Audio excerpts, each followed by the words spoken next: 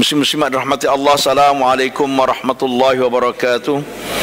Alhamdulillah, sama-sama bersyukur kepada Allah Subhanahu wa taala dengan limpah rahmat dan kurnia Allah, dianugerahkan kita kesihatan dan keafiatan, kelapangan masa dapat kita sama-sama berada di masjid untuk meneruskan siri-siri daripada kursus manasik haji kita insya-Allah. Dan hari ini tak salah saya siri ke-9. Kan ke-9. Oh, dah separuh dah. Okay, alhamdulillah. Seperti mana biasa kita mula dengan sama-sama bertalbiyah. Labbaik Allahumma labbaik. Labbaik la syarika laka labbaik. Innal hamda wan ni'mata laka wal mulk la syarika lak. Labbaik Allahumma labbaik. Labbaik la syarika laka labbaik. Innal hamda wan ni'mata laka wal mulk la syarika lak. Labbaik Allahumma labbaik. Labbaik la syarika laka labbaik. Innal hamda wan ni'mata laka wal mulk la syarika lak. Alhamdulillah, semoga talbiyah tadi mendapat rahmat, pimpinan, bimbingan Allah dan anugerahkan kita kelapangan, kemudahan untuk belajar insya-Allah. Saya nak sambung yang video minggu lepas insya-Allah tentang pakai ihram yang kita tidak sempat habis pada masa itu. Kita sambung insya-Allah. Bismillahirrahmanirrahim.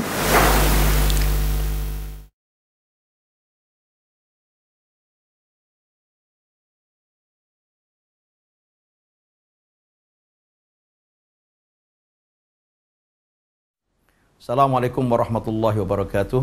Alhamdulillah, tuan-tuan dan rahmati Allah sekalian, pagi ini atau pada hari ini kita akan tunjuk cara bagaimana untuk memakai ihram. Salah satu larangan semasa dalam mengerjakan haji atau umrah ialah tentang pakaian. Oleh sebab itu pakaian mesti sesuai dengan yang diatur oleh agama. Orang perempuan seluruh badan kena tutup, wajib tutup. Di bila-bila masa saja, kecuali muka dan tangan. Jadi orang perempuan ni senang. Cuma dalam ibadah haji, ibadah umrah, yang aurat kena jaga betul-betul ialah ketika tawaf. Sebab kalau ketika tawaf terbuka aurat, tawafnya tidak sah. Kalau tawaf tidak sah, sa'i tidak sah. Kalau sa'i tidak sah, maka dia tidak dapat haji dan dia juga tidak dapat umrah. Oleh sebab itu kena jaga betul-betul. Jadi perempuan mudah pakaian ihram dia, seluruh badan dia tutup kecuali muka dan tangan. Okey. Muka memang dilarang untuk ditutup. Oleh sebab itu ada 3 kawasan yang perlu dia jaga. Pertama, dagu. Dalam mazhab kita Syafi'i, muka dikatakan muka adalah daripada gigi rambut atas sampai ke hujung dagu bawah. Anak telinga kanan ke hujung anak telinga kiri. Kawasan itu muka. Terlepas bawah dagu bermakna sudah terbuka aurat. Oleh sebab itu dagu kena jaga. Yang paling mudah perempuan bab muka ni pakai saja telekung solat, selesai masalah insya-Allah. Okay. Yang kedua, tangan. Yang boleh dibuka tangan sampai pergelangan tangan. Kalau tersingsing sampai ke bawah, nampak lengan macam ini, itu sudah terbuka aurat dan itu batal tawafnya. Pusingan tersebut. Oleh sebab itu cara yang paling mudah untuk mengawal perempuan elok pakai sarung tangan yang tebal, sarung tangan mak rempit kalau saya. Ini ada sarung tangan yang saya tunjuk kat sini. Ini sarung tangan yang tebal dan panjang. Daripada sini boleh sampai ke bawah sini. Dan dia ni ada kuat gripnya itu, jadi tak mudah tersingsing ke bawah. Itu perlu kita pakai sarung tangan ni, perempuan. Yang kedua, kaki. Kaki juga perlu pakai stocking yang tebal supaya dia tidak mudah tembus dan tidak mudah nampak kaki. Kalau kadang-kadang stocking perempuan yang ada dalam pasar ni, stocking untuk kecantikan, itu nampak warna atau nampak kulit kaki dan itu tidak memenuhi syarat menutup auratnya. Itu perempuan senang. Bagi laki-laki pula, tidak boleh pakai berjahit dan sebagainya. Oleh sebab itu, pada umumnya laki-laki, pertama saya tunjuk selipar lah dulu. Selipar sekurang-kurangnya orang laki-laki mesti kena nampak semua hujung jari dan juga tumit. Tidak boleh melepasi buku lali. Bermakna kalau kita tunjuk sekarang, saya pakai selipar ni, semua hujung jari nampak. Sekurang-kurang hujung jari, kelima-lima jari. Kebanyakan sandal atau selipar orang laki-laki ni nampak 3 jari saja yang saya nampak. Kebanyakan saya jumpa. Oleh sebab itu kena kawal. Yang kedua, tumit mesti nampak. Kasut yang ada tali tidak masalah asalkan nampak hujung, nampak tumit. Itu dari segi kasut. Dari segi kasut orang laki-laki. Kemudian selain pada itu, laki-laki juga sekurang-kurang memakai 2 helai kain. Kain ihram, 2 helai kain ihram yang tidak bercantum dan berjahit dan disarungkan. Tidak boleh. Macam kain sarung, kan kain sarung ni, kalau dia cantum gini macam berjahit jadi sarung, kita pakai, kita sarungkan, itu tidak dibenarkan. Tapi kalau kita tidak sarungkan, contohnya kita dalam ihram nak pergi bilik air, pakai kain sarung kita lipat saja, itu tidak masalah. Sekurang-kurang 2 helai, 1 helai pakai untuk menutup aurat di bawah, 1 helai itu untuk selendang di atas. Itu sekurang-kurang. Kalau musim sejuk kita nak pakai 3-4 helai pun tak ada masalah. Sekurang-kurangnya 2 helai tadi. 1 helai ke atas, 1 helai di bawah. Okey. Kemudian alat, ini tali pinggang. Tali pinggang ini sebagai alat untuk mengemaskan supaya tidak terlondeh. Itu saja. Dia tidak mestinya tali pinggang seperti ini. Apa-apa tali pinggang saja yang kita boleh pakai sebab ini alat untuk mengemaskan saja. Sebab kita nak tahu tempat orang ramai. Kalau kita tak pakai tali pinggang ni, terburai karang, lari semua orang. Masalah besar kita. Okey? Jadi kita pakai. Tak kira lah sekarang ada moden boleh masuk macam ni pun ada. Ada yang slit macam yang besar tu pun ada. Kalau ini hilang, tali rapiah pun boleh.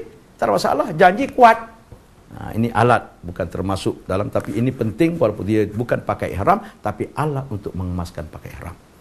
Okey, sebentar lagi kita akan tengok bagaimana cara pakai ihram orang laki-laki.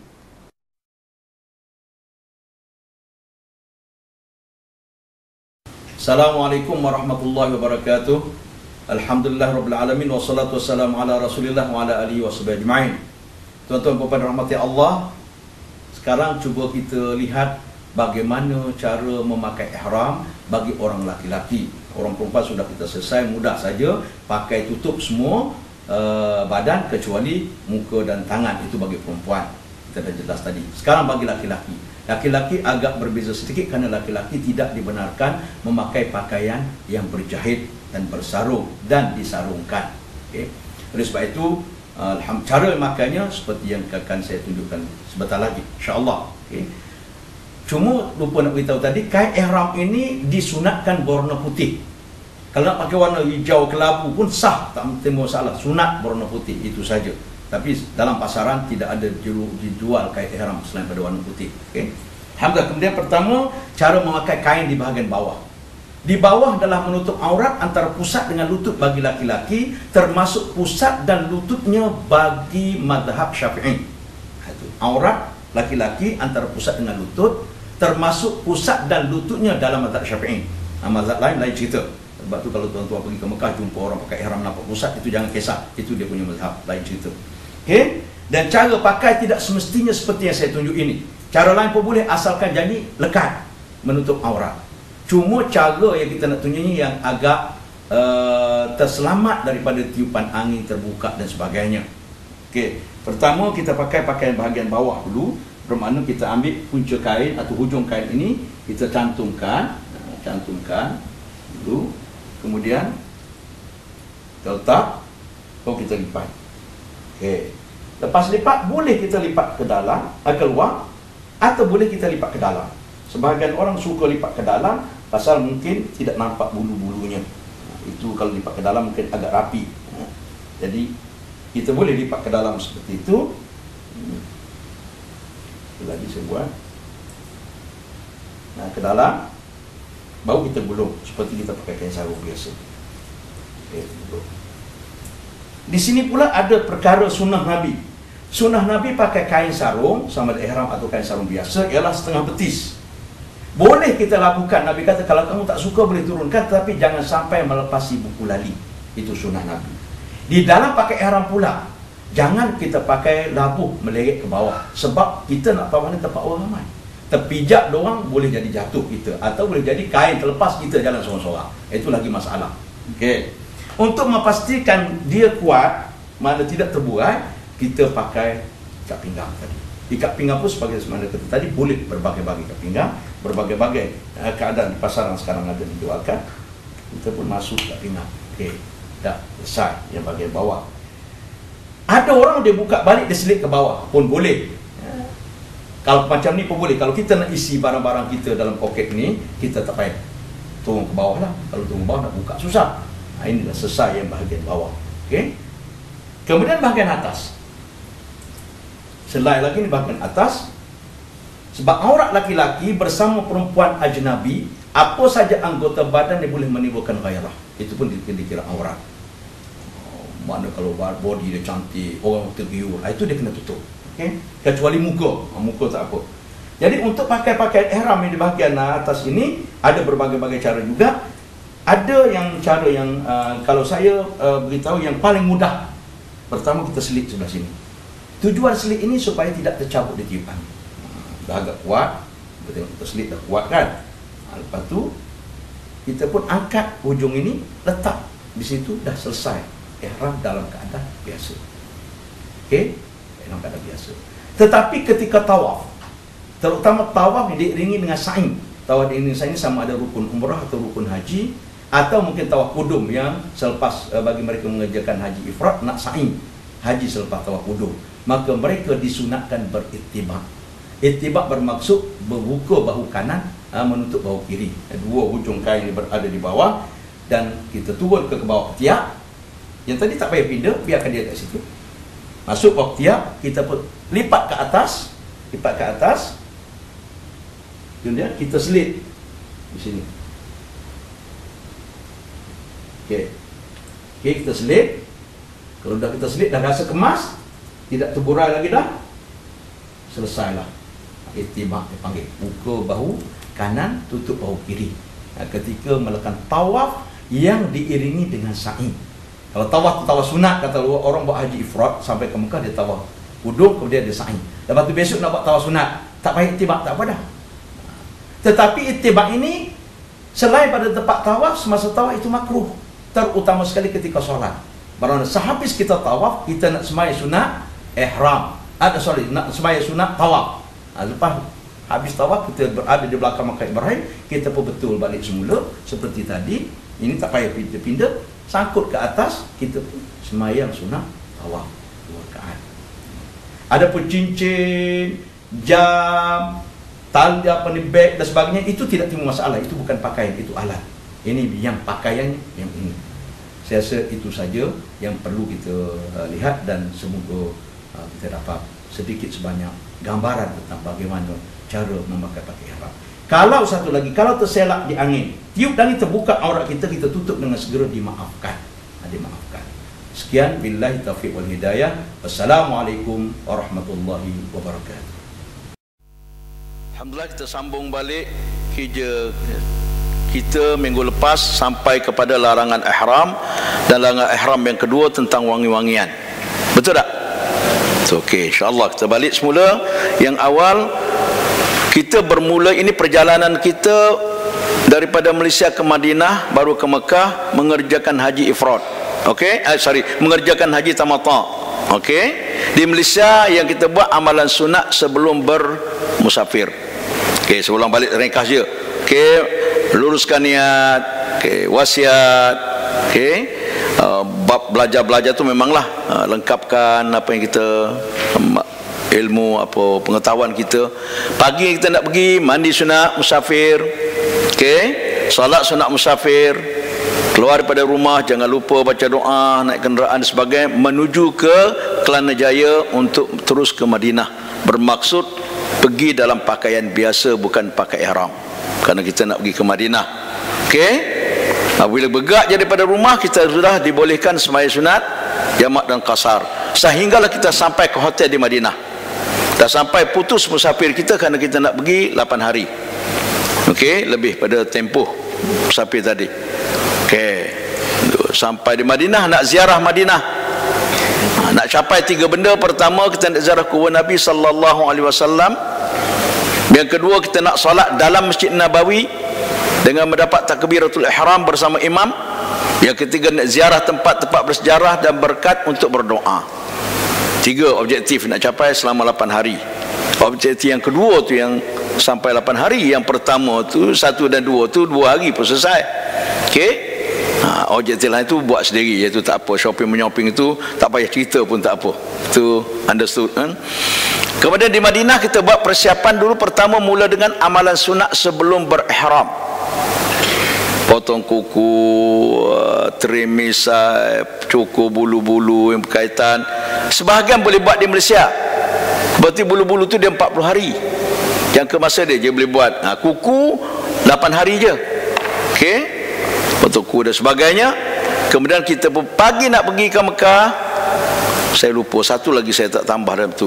Sebelum tinggal Madinah, kita ada satu lagi tugas sunat menurut pendapat mazhab Syafi'i, ialah ziarah wada'. Ziarah selamat tinggal. Okey, hukum dia sunat mazhab Syafi'i. Okey, cerita tu terang tu. Mazhab lain ada kata tak, bid'ah. Dia kata Nabi tak suruh. Memang pun Nabi tak suruh, pun Nabi dah mati. Okey, ziarah wada'. Boleh di luar masjid, boleh di dalam masjid, tak apa. Okey, kemudian sebelum kita pergi ke Mekah, kita nak pergi ke Mekah dalam ihram umrah, pasal nak buat haji tamattu'. Maka amalan sunat sebelum berihram kita dah buat tadi. Pagi nak pergi, kita mandi sunat ihram di hotel. Lepas tu kita solat sunat ihram di Madinah. Okey, atau di Bir Ali, terpulang. Mana yang berkaitan? Nak pilih macam mana? Kalau kita uzur, solat di Madinah, tak payah turun daripada bas. Kalau kita uzur, bukan uzur syar'i haid tu. Kan kalau uzur syar'i haid, niat tabah juga nak turun masjid pun tak boleh. Betul tak? Nak sembahyang sunat pun tak boleh. Bagi orang tak larat, sakit lutut, turun naik bas susah, ya kan? Nak berjalan susah. Ni orang ramai ni. Betul tak? Kalau kita lalu musim cuti sekolah, jumpa RNR kita pun tak sanggup nak berhenti makan, di sana lagi ramai. Tu kena anu kat situ tu. Jadi sesuaikan diri kita dengan yang mana yang paling sesuai. Okey, lepas tu kita bergerak pergi ke Bir Ali untuk ambil miqat. Berniat di sana lagi afdal. Sah berniat di Bandar Madinah lagi sah, tak ada masalah apa. Okey, sampai di sana kita berniat. Nak niat apa? Niat umrah. Okey, oleh kerana kita tak tahu apa berlaku, kita boleh niat bersyarat. Saya dah sentuh hari itu. Betul tak? Bermakna kita sudah sentuh berapa? Rukun semua ada berapa? Ada 5. Yang dah sentuh apa dia? Rukun ya, rukun. Pertama rukun ialah niat ihram umrah. Okey, 1 niat dah, Allah balik tak apa, niat. Okey, yang kedua tawaf dah buat ke belum? Belum, nanti dulu. Ketiga sa'i. Okey, belum lagi. Keempat cukur apa belum? Okey, yang kelima tertib sedang. Tertib kan mula daripada yang pertama lagi lah. Okey, manakala wajib ada 2, 1 miqat dah. Kita dah niat di miqat dan kita dah bincang miqat. Yang kedua larangan ihram. Ini sedang. Okey, sampai ke Bir Ali di miqat kita pun niat ihram. Okey, setelah niat ihram tertaluk pada larangan ihram. Ada 5 benda. Pertama tentang pakaian, kedua wangi-wangian, ketiga kecantikan, keempat alam sekitar, kelima tentang hubungan kelamin. Okey? Okey, alhamdulillah. So kita boleh sambung. Yang kedua, yang pakaian dah selesai minggu lepas. Sebarang keraguan, sebarang masalah boleh sampaikan. Okey, boleh tanya. Okey. Perempuan kalau ada soalan, tulis daripada rumah lagi. Kalau di rumah ada soalan, nak tanya malu, letak atas meja tu. Betul tak? Dulu-dulu orang ada tong duit macam tu. Saya kata masuk tong tu. Tapi masuk tong tu minggu depan dia baru jawab. Okey, tanya je lah, tak ada masalah apa kan. Okey, yang kedua ni wangi-wangian. Yang kedua daripada bilangan 5 tadi, dia sambung terus Maka yang 4, sambung yang kelima, larangan daripada 13, memakai bau-bauan sama ada di badan, pakaian atau makanan dengan tujuan mewangikan badan. Itu yang mesti kena tu, yang tersiratnya. Pakai tadi kasat dia untuk mewangikan badan. Tak boleh lah, itu dilarang. Kalau bukan kasat itu tak ada masalah. Ini kan nak pakai minyak cakapak, pakailah, dah sakit. Orang tak pakai minyak cakapak kalau tak ada pasal-pasal. Kalau pakai juga itu tak betul. Ini kan memang tak ada dosa, dah kesal biul. Dan yang kedua, minyak cakapak tu bukan lagi minyak wangi, betul tak? Tak ada orang makan kenduri pakai minyak cakapak berasa pergi, tak ada. Ya kan? Jadi isu yang ditimbulkan biasanya tak ada masalah, bukan isu dia. Bukan isu dia.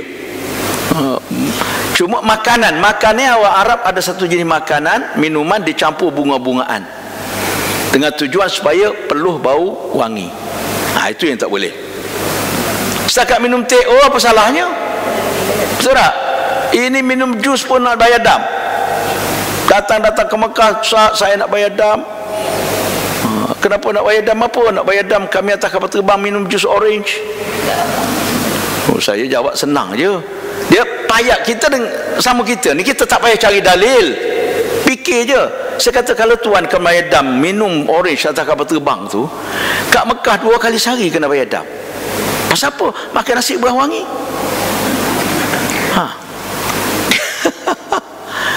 Macam mana agak-agak? Jadi dulu tahu saya cerita lah, dulu nak pakai kain ihram tu, ikat pinggang tu tak boleh selip pelepak, kita tak boleh tu. Dia kata jadi bersarung, dia kena congkeng macam tu, ikat dengan dulu kan ada pin tu, kena. Saya kata kalau ikat pinggang ni hilang, nak ikat antara tali rapi harus congkeng macam tu, macam mana? Ya kan? Nak kena pisahkan ni, ya kan?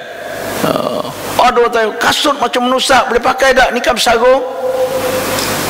Nabi kata kasut tu nampak depan, nampak belakang, selesai masalah.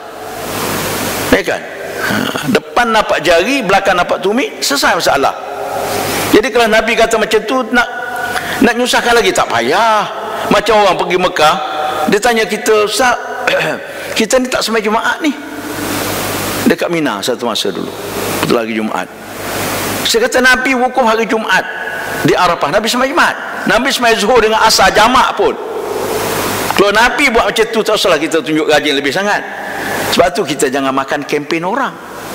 Budak-budak kat Mekah, dia cerita, dia bayar kat dia 1,000, dia akan hantar ulang alik pergi Mina. Boleh semaya raya, dia kata. Nabi tak semaya raya gitu, kita nak semaya raya, hebat sangat ke tu? Ya kan? Semua ibadah ni yang Nabi buat tu yang paling baik. Jadi pada hari raya Nabi berada di Muzdalifah lagi pagi tu. Lepas subuh Nabi bergerak pergi ke Mina melontar. Lepas melontar Nabi cukup petang baru Nabi balik ke Mekah. Nabi tak semaya raya pun hari tu. Ya kita sibuk nak semaya raya, kenapa? Sebab tu dalam hal agama ukuran dia Nabi. Sebab dia contoh yang terbaik. Ya kan? Hal ibadah ni Nabi. Hal dunia dah Nabi berkata antum a'lamu bi umuri dunyaku. Kamu semua lebih tahu. Satu masa Nabi awang tu telah pokok tamar. Nabi tegur lagi gini. Oh tak ya Rasulullah, dia kata dia kena buat macam ni. Oh antum a'lamu bi umuri dunyaku. Kamu lebih tahu tentang urusan dunia. Urusan dunia selagi tak ada larangan buat. Nak create macam mana? Urusan agama, urusan ibadah tak ada suruhan, jangan buat, itu jadi bid'ah. Sebab tu boleh doa tu tak jadi tu. Sibuk upah orang, semua nak upah orang. Okey, memakai bauan sama ada badan, pakaian atau makanan. Okey, dalam amalan sunat bauan kan kita disuruh pakai sebelum niat ihram, betul tak? Minggu lepas kita sebut Nabi pakai bauan sebelum niat ihram. Selepas niat yang tak boleh. Mana yang ada lekat di badan tak ada masalah.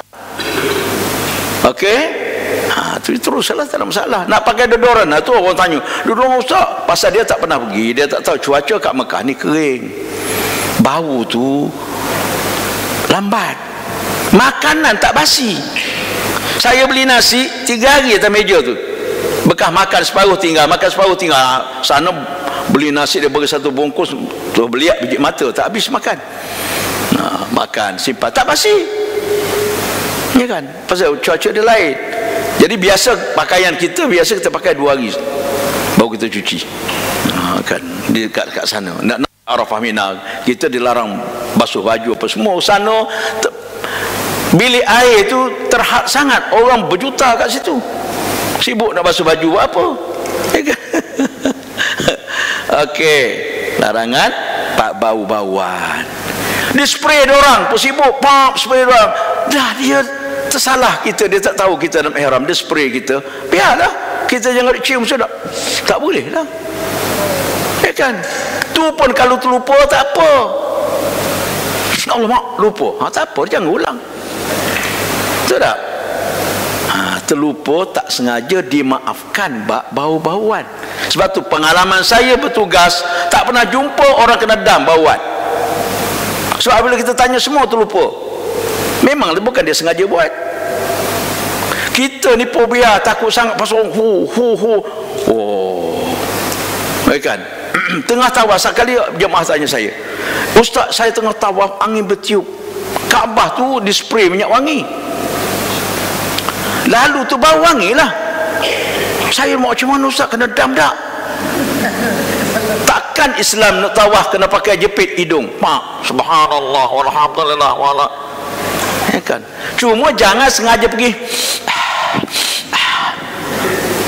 itu tak boleh, ya kan, sengaja tu. Sebab tu sebelum kita tahlul, kita kalau boleh jangan sentuh kelambu Kaabah, pasal dia banyak minyak wangi kan. Sap wangi, sap terlupa, Allah mak, tak apalah terlupa. Tapi kalau buat kali kedua dah jadi sengaja. Tu jadi tak ada orang kena tam minyak wangi ni, sebab sebanyakannya terlupa. Allahu alam. Senang. Ada soalan? Boleh tak basuh baju? Apa tujuan Colgate? Nak bersih tahi gigi, bukan lepas gosok dia, ya kan. Tak ada masalah. Saya tanya baju basuh, ada orang petikai boleh basuh baju, tak boleh pakai soplan. Mengaji banyak sikit, jangan buat putusan menyusahkan orang. Basuh baju pakai sabun, nak cuci baju tu pakai soplan, nak lembut, kalau tidak kerah kain ihram tu. Dah lah kawan tak pakai seluar dalam, kain pula kerah, kan susah semua tu. Edit tak edit pun tak apa, biarlah orang tahu, ya kan. Kita ni bercakap kadang-kadang malu sangat, ilmu tak sampai, terlalu berbasa-basi orang panggil kan. Allahu a'lam bissawab. Saya tak kisah, saya dah tengok semalam, yang minggu lepas tengok sampai habis. Orang kata apa buat? Tengok saya ceramah. Cuma kadang-kadang bahasa tersasul tu kena faham lah. Kalau tak faham kena tanya. Saya dah tua, kadang-kadang tak synchronize apa yang kita nak cakap dengan yang keluar. Okey, yang keenam, memakai minyak di kepala, janggut dan semua bulu muka. Pakai minyak selepas naik ihram. Sebelum naik ihram disunatkan pakai minyak di kepala, janggut dan sebagainya lah. Semua bulu muka minyak. Dulu-dulu orang sampai nak makan nasi gulai lemak pun tak boleh, takut kena minyak janggut. Dah melampau, ya kan. Nak makan apa gitu? Nak pakai kesingan, tak ada kat Mekah kesingan, ya kan. Wallahu a'lam bissawab. Jangan terlampau lah dalam beragama ni, sederhana. Islam tidak sampai tahap menyusahkan kita. Dia cuma di sini tak nak kita melawar di sini ni, ya kan. Kalau minyak mengkilat, tak nampak ihramnya tu. Dalam ihram ni seorang hamba datang menyerah diri pada Allah, sebab tu disuruh pakai tak jahit orang laki-laki, ya kan. Orang perempuan kena jahit, tak kena jahit laki-laki lagi lah teruk, ya kan. Tu saya cuma pengalaman saya sekali lah yang saya nampak betul dia tak faham ni. 2004 tak salah saya. Jadi seorang hamba Allah ni dalam ihram, dia buat haji ifrad, lama dalam ihram. Saya tengok rambut dia hari-hari mengkilat. Wah, takkanlah hebat minyak rambut dia, pakai hari tu sampai hari ni mengkilat lagi, ya kan? Jadi nak tanya dia, takut dia malu, terkejut. Cuma jumpa saja, apa khabar, baik, haji ifrad ya? Alhamdulillah, tahniah lah. Saya kata, kamu tak faham ni. Buatlah ceramah. Kena je create ceramah tu, kena je create, tambah daripada program biasa ada. Tajuk dia larangan ihram. Sampai pak larangan ni, kita tak boleh pakai. Boleh pakai sebelum niat, selepas niat tak boleh pakai, sehingga tahallul. Kalau haji tahallul awal baru boleh pakai balik. Ni. Oh, tak boleh ustaz? Dia tanya. Tak boleh lah tuan. Oh, huduh lah kita. Memang suruh huduh. Sebab tu pakai tak berjahit. Kalau nak cak lawa, pakai seluar lah kita, ya kan? Memang Allah Ta'ala suruh huduh, nak sedarkan diri kita ni hamba. Pada masa kuku tak potong, janggut misai. Bayangkan kalau 20 hari kita dalam ihram tak cukur ni, macam mana rupa? Berserengih sana, berserengih sini, ya kan? Tu memang kena huduh, saya kata. Habis sikat rambut tak boleh. Macam mana? Sikat rambut dalam kitab tak pernah tulis sikat rambut tak boleh. Yang tak boleh gugur rambut. Jadi kalau rambut kita dawai, sikatlah, tak apa. Kalau rambut kita biasa ni, dia rusaklah rambut tu, putus, gugur dan sebagainya, itu yang dilarang. Oh, ngangguk dia, tak apa. Itu yang saya agak je lah, dia tak faham. Jadi seorang tak faham, kena ceramah semua. Takkan ceramah dia seorang je, ya kan? Wallahu a'lam bissawab. Okey, clear? Okey. Kalau buat juga terpaksa, bukan terpaksa, sengaja buat, dah terlupa buat juga, Allah, tapi bau sedap lah. Oh, bau sedap. Oh, tu baru kena dam. Dam dia apa? Jenis dam dia panggil takhir dan takdir. Man takhir ni boleh pilih daripada yang telah ditentukan takdirnya tu, iaitu sama sepakaian hari itu juga. Boleh pilih di antara tiga, nak buat yang mana satu tak apa. Nak sembelih kambing boleh, nak sedekah 6 orang fakir miskin boleh, nak puasa 3 hari pun boleh. Okey, pasal ini takhir. Kalau tertib macam dam miqat, itu tak boleh pilih. Tak mampu yang pertama, boleh turun yang kedua. Tak mampu kedua, boleh turun ketiga. Yang ni tak kira mampu tak mampu, nak pilih yang mana, terpulang. Jadi ramai. Kalau pilih yang mana? Tengok tu, 3 tu. Puasa. Alah, agak tak apalah. Kalau saya suruh yang mana? Yang kedua, mudah. 60 rial. Yang kedua tu, modal dia. Kan? Yang pertama mewah sangat. Dia kan sikit-sikit kambing tu haji kambing. Okey. Biasa yang kedua, kalau nak pilih puasa boleh, tak apa. Kan Allah Ta'ala adil, dia tahu tidak semua orang ada duit, ya kan? Jadi puasalah. Tapi kena ingatlah, kena puasa, jangan tak puasa. Okey, habis. Yang ketiga, larangan tentang kecantikan, iaitu menanggalkan rambut atau bulu daripada mana-mana anggota badan. Ini yang agak cerewet. Menanggalkan, mana dia tertanggal atau tanggal kerana perbuatan kita. Tu kerana perbuatan kita, sengaja tak sengaja, terlupa tak terlupa, tetap kena dam. Bulu mana sekalipun. Jadi yang banyak ni kena bulu hidung. Semua kat sana, perapu luruh 2 helai, kena dam. Okey. Hidung terlupa, perempuan mungkin rambut. Sebab tu kita kena urus kita dalam ihram, pakai telekung, pakai serkup, dalam tu buka perlahan. Buka. Kalau tak rasa putus, tak adalah. Kalau ada tu mungkin dah dia gugur daripada awal. Kalau dia gugur sendiri, tak kena dam. Tidur, bangun tidur, jemput rambut atas bantal, tak payah fikir, tu tak payah dam. Tengah tidur, usahkan rambut gugur, orang minum arak tengah tidur mengigau pun tak kena dosa. Kan tidur ke hotel, bangun pukul 3 pagi ngigau, kalau buka minibar minum, tidur balik. Nak sembahyang subuh bangun, kenapa ni? Kenapa? Tengok tank kosong ada tepi tu. Kan? Tu mengigau. Jadi tak ada masalah apa. Rambut ni cerewet sikit je.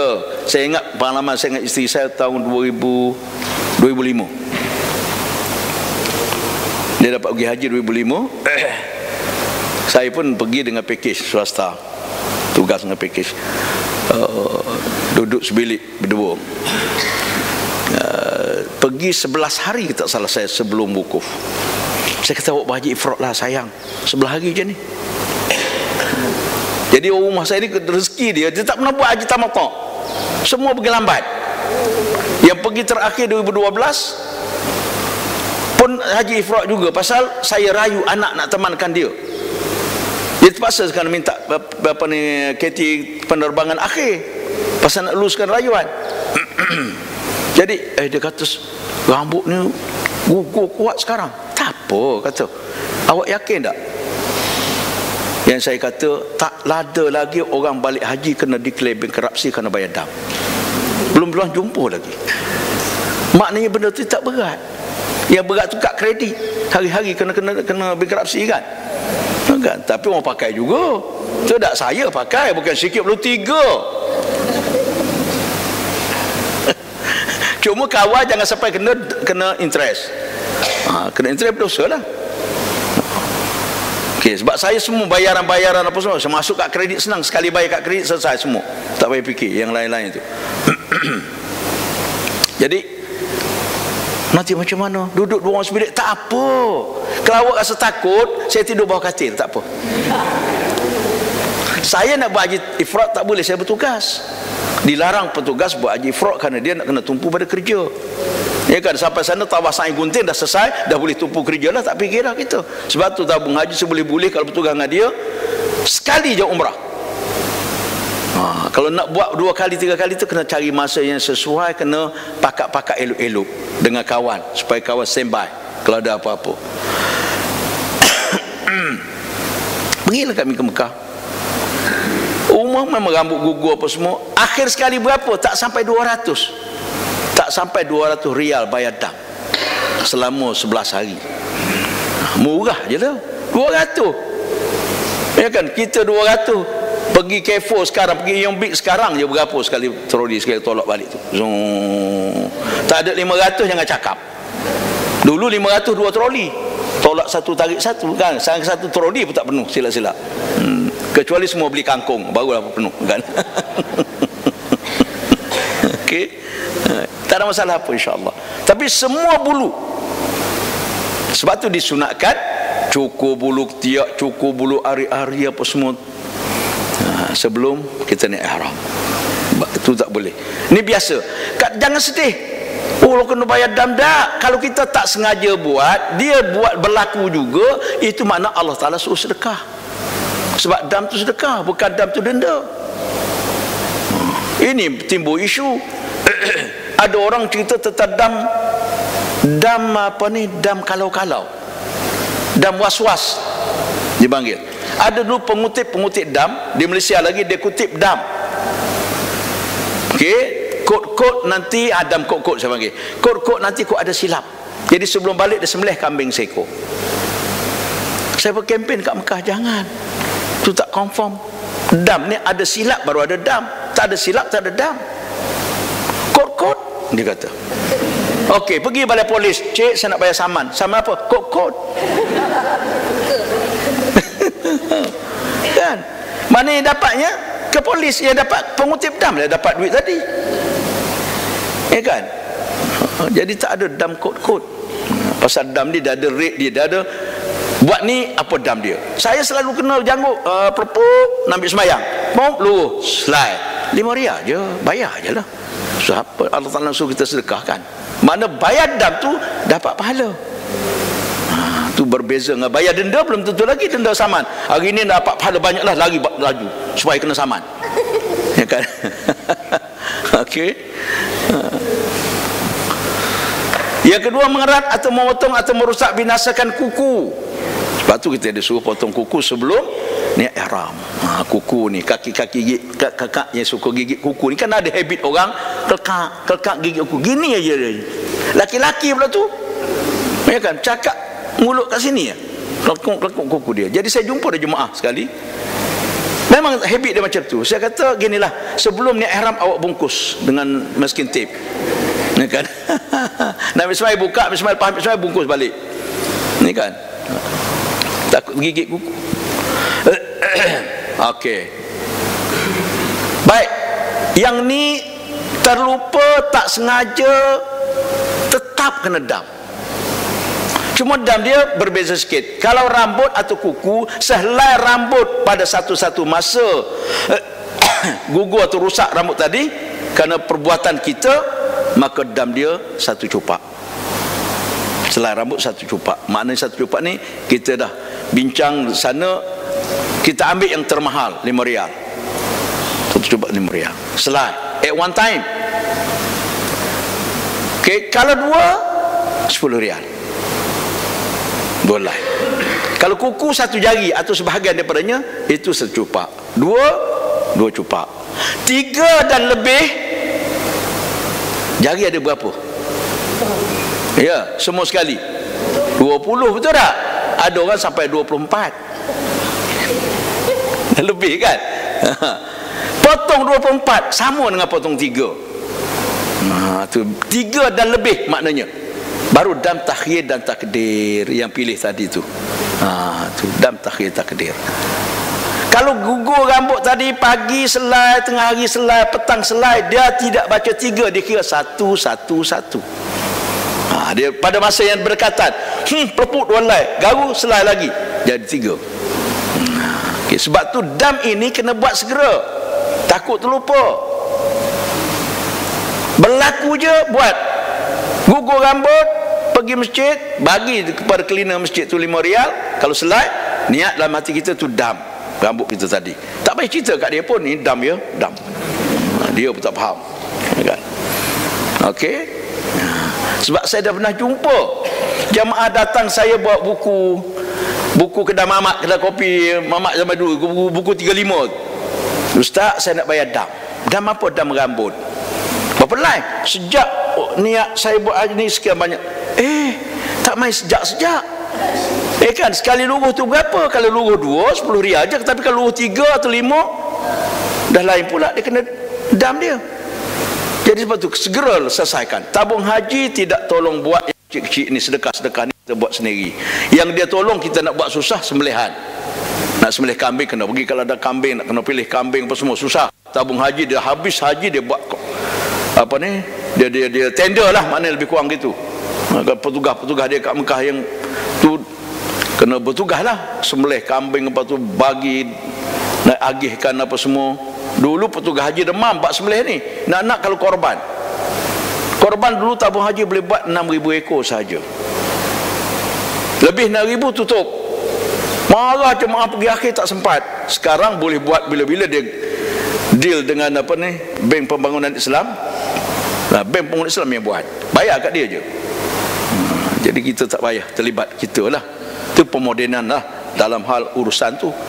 Macam juga akaun apa semua, saya nampak akan datang mungkin tabung haji kan deal dengan bank di Mekah, pergi cucuk ya duit, tak payah buka kaunter keuangan.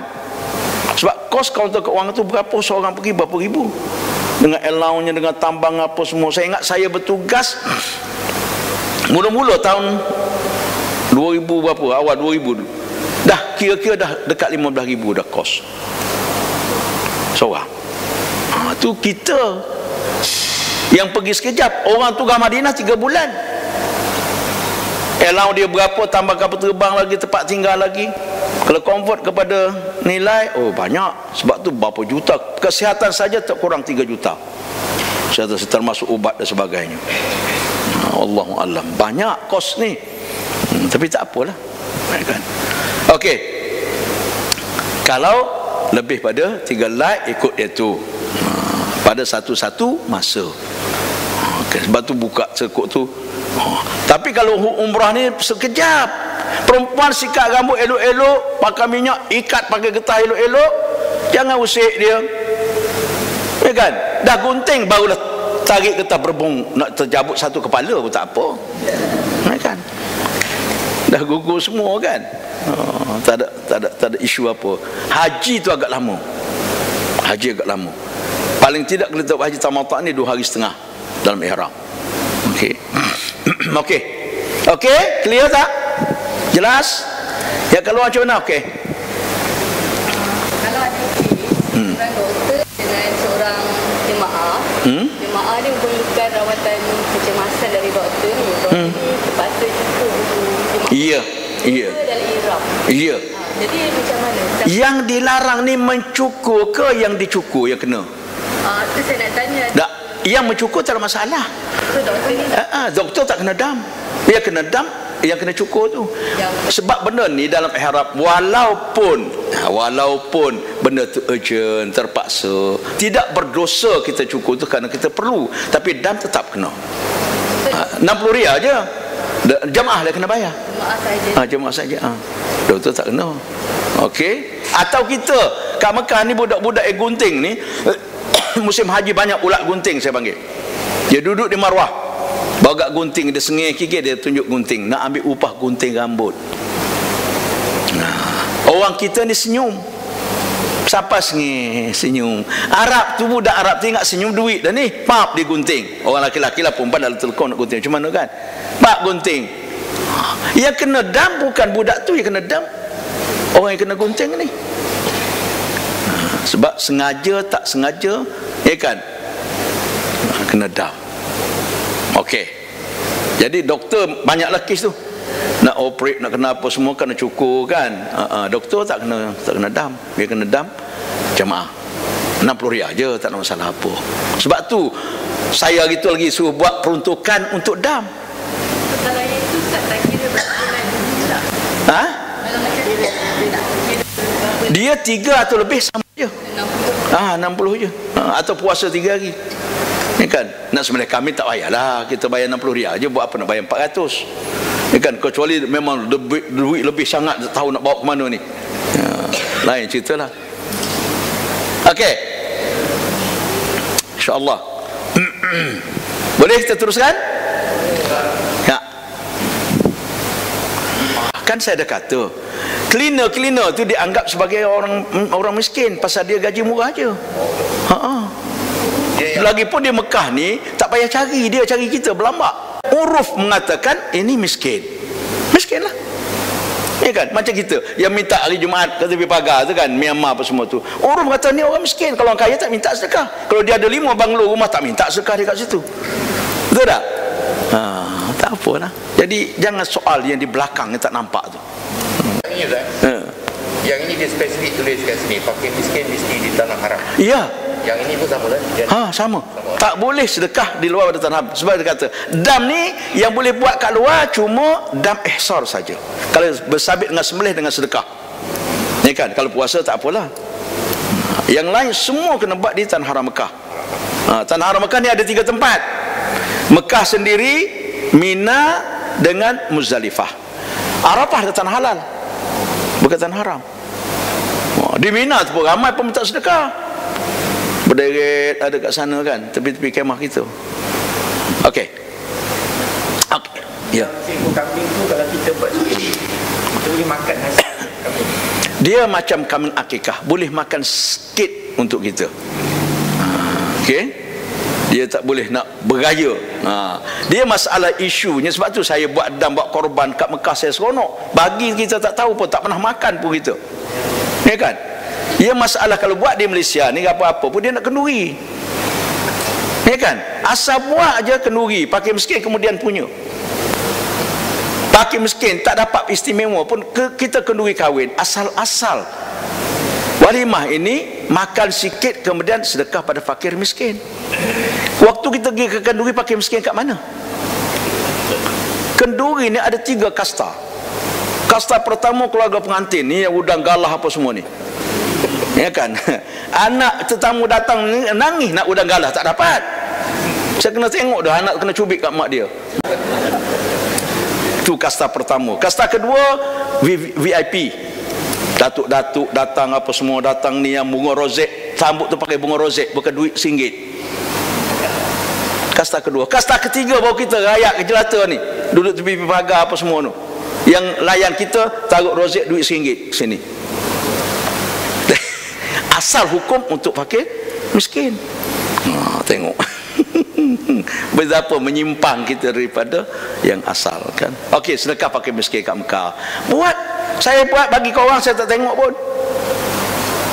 Ya, bagi kau orang saya tengok pun. Ada orang dia buat sembelih sendiri, buat balik kenduri pula. Kat Mekah pun ada yang kenduri. Satu kali dia jemput saya makan.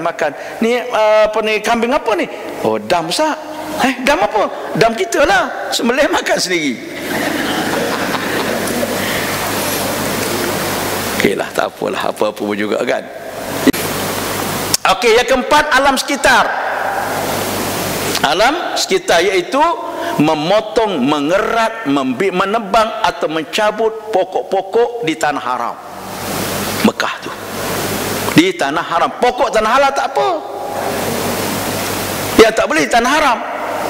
Satu kes berlaku di Arafah. Waktu nak wukuf dah ni. Nak masuk, nak sembahyang subuh, bekerja jemaah datang jumpa Ustaz, minta maaf Ustaz, nak tanya sekejap. Okey, tak apa, tanya. Saya tak tahulah saya ada dosa apa. Kenapa cerita dosa? Cerita dua apa buat ni? Sebab orang pesan mesti ada dosa tu, mesti ada dosa. Mudah sangat nak suzan korang. Kan? Saya tadi nak ambil wuduk Ustaz, dia kata kain ihram kita kan tawul, tebal kan? Saya sangkut kain atas ranting, patah Ustaz.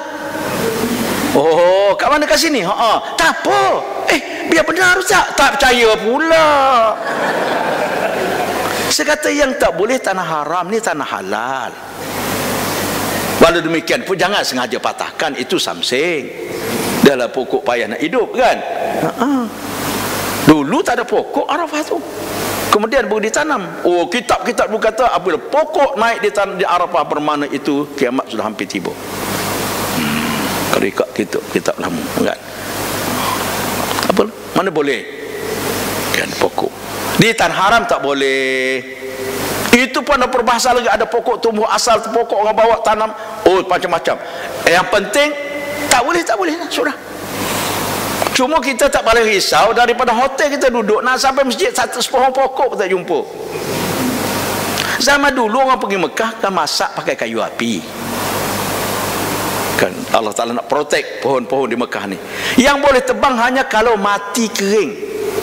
Dah mati dah kering baru boleh tebang. Jadi saya selama belah-belah tahun bertugas, dua kes berlaku.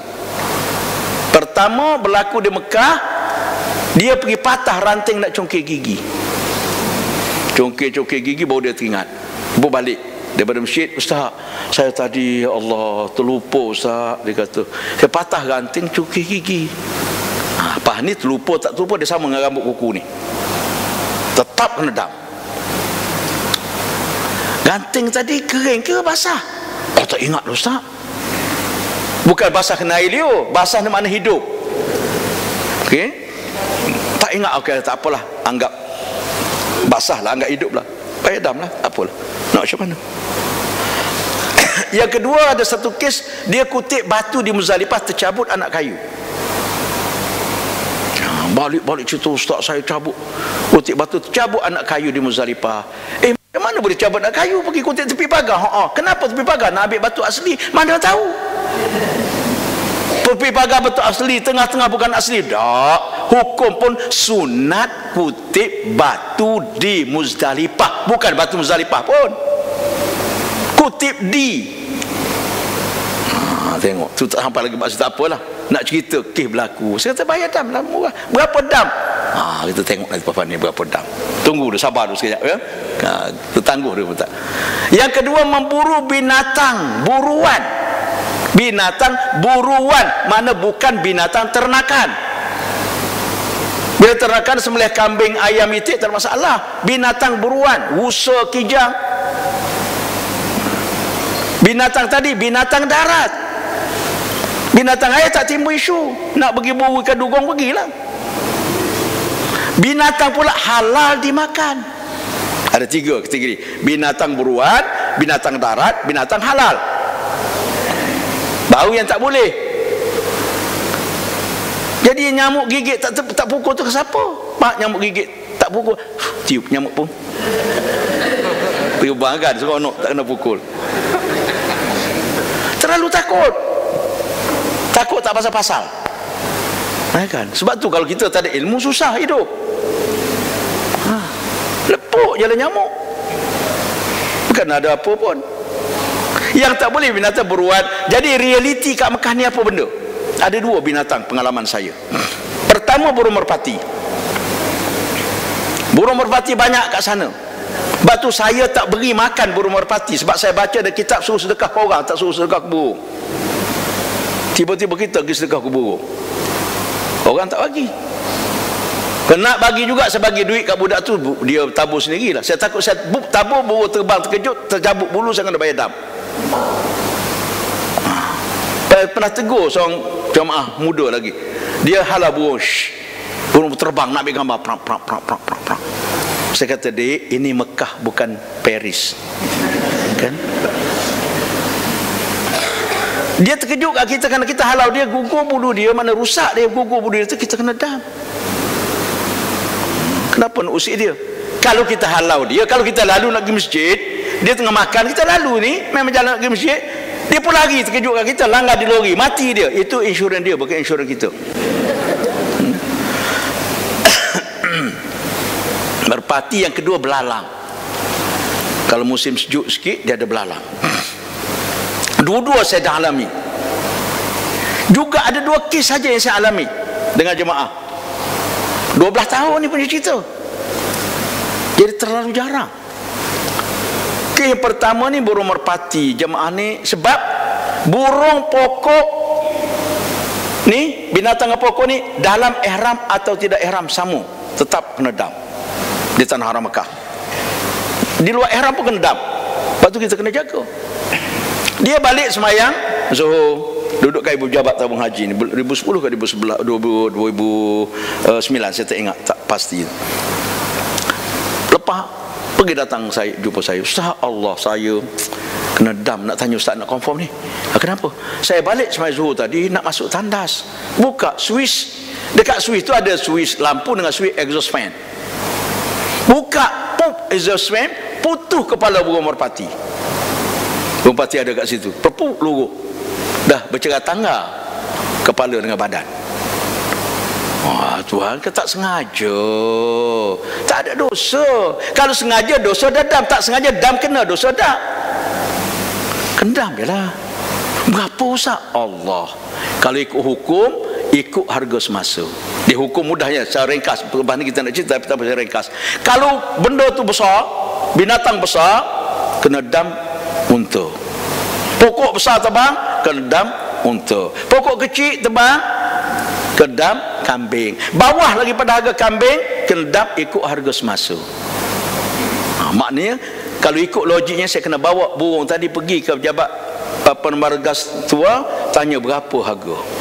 Maka orang kemas tahu apa, awak mana Malaysia? Tergolek bodoh sangat orang Malaysia ni. Common sense je lah kita gunalah, ya kan? Anggaran kita, mana ada burung merpati liar sampai 50 rial. Saya kata sedekahlah 20 rial, biarlah lebih sikit tak apa. Yang ranting kayu tadi, sedekah 5 rial. Mana ada ranting 5 rial harga? Takkan saya bawa jawatan perhutanan tanya sana, berapa cik harga ni? Dia kata, awak bingung ke dia tu? Ya kan? Jadi kita gunakan common sense kita, kita lebihkan sikit. Mungkin ranting tu harga 10 sen, bayarlah 5 rial. Sebab dam, apabila sebut dam, semurah-murah dam tak boleh kurang daripada 1 cupak.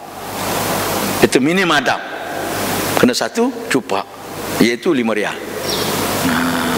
Itu kaedah yang kita pakai. Senang.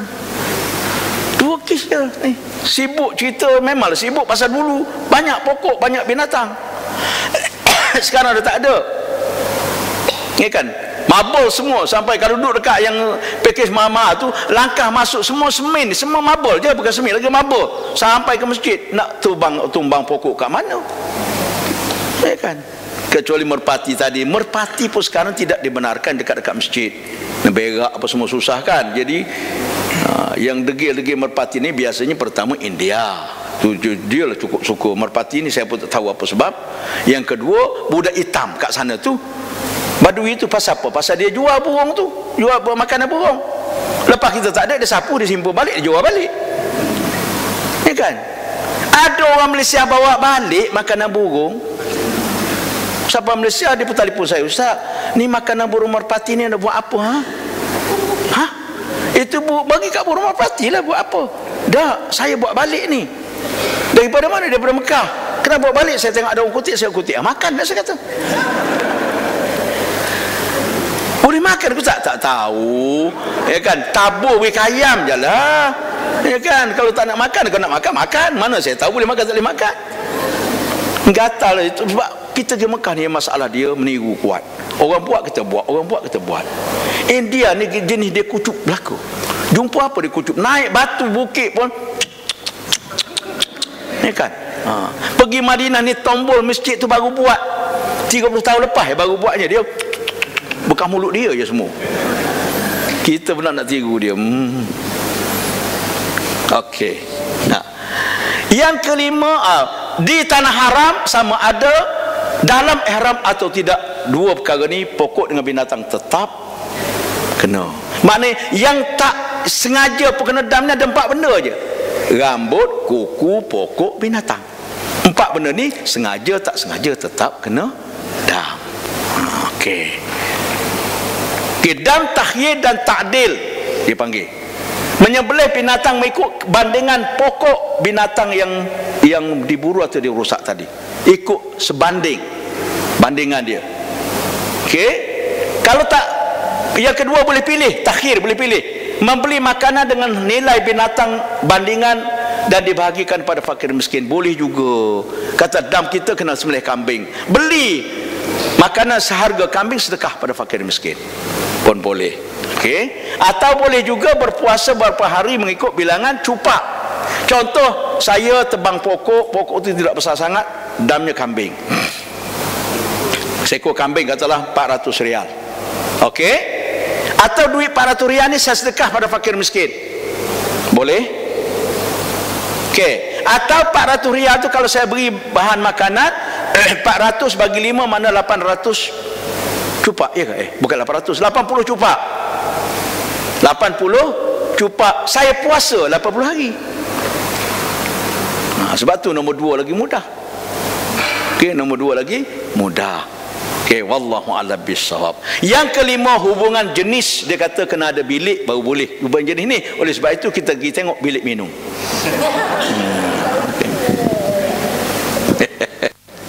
Allah, kita sambung balik. Larangan ihram yang kelima ialah hubungan jantina. Hubungan jenis kelamin atau al-alaqatul jinsiyah dalam bahasa Arab dipanggil. Pertama ni saya susun ni ikut dam. Susun dia tu ikut dam. Sebab tu saya suka mengajar larang ihram tu dam. Kalau kita buat dam tajuk lain kita pun bingung. Pasal kes dah berlaku. Kes berlaku dam terus. Lepas tu saya buat macam tu. Dulu dalam tabung haji punya silibus, hari ni tajuk larangan ihram. Lain kali pula baru tajuk dam. Jadi kita pun pening dah. Okey. Lagipun dam ni sebenarnya kalau tak faham sikit bab dam ni senang. Jangan buat dulu sehingga tanya dulu ustaz yang bertugas. Sebab nak faham dam ni bukan senang. Saya mula-mula bertugas saya buat macam buat macam peta tu. Nak tengok dam ni. Orang tanya kena tengok dulu kat mana. Dah lama hari-hari tiap tahun kita bincang itu, kita pun ingat lama-lama kan. Okey, pertama dilarang melakukan pendahuluan persetubuhan ringan-ringan, istimta' bahasa Arab panggil. Okey, itu tak boleh dalam ihram pun. Yang ringan-ringan. Ini banyak cabaran ni. Ringan-ringan ni banyak ujian. Okey, kadang-kadang ujian ni memang luar biasa. Ya kan? Ada jemaah tengah lepas saing. Dah gunting semua datang balik, ustaz, saya tak tahulah apalah pula. Ada apa tuan?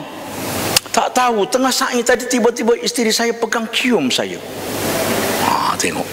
Saya kata tu rezeki. Sebab kat rumah nak kejar dia cium tak dapat kita nak kejar. Dia baling dengan senduk orang. Ya kan? Rezeki. Cuma kadang-kadang tu ujian. Jadi senang cerita. Ni kunci, pergi cari bilik, selesai. Benda tu tak sampai setengah jam selesai. Ya kan? Senang cerita. Benda keperluan macam tu kan. Kadang-kadang ujian.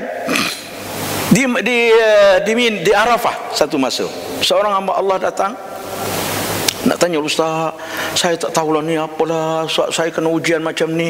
Ujian apa tuan? Cara dia tanya tu macam anak mati, punya risau kan. Saya tadi nak pergi bilik air, tandas, pergi dengan rumah.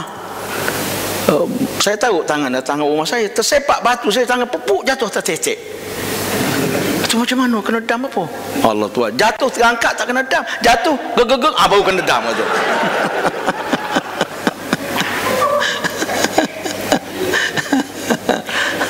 Okey, pendahuluan persetubuhan ringan-ringan.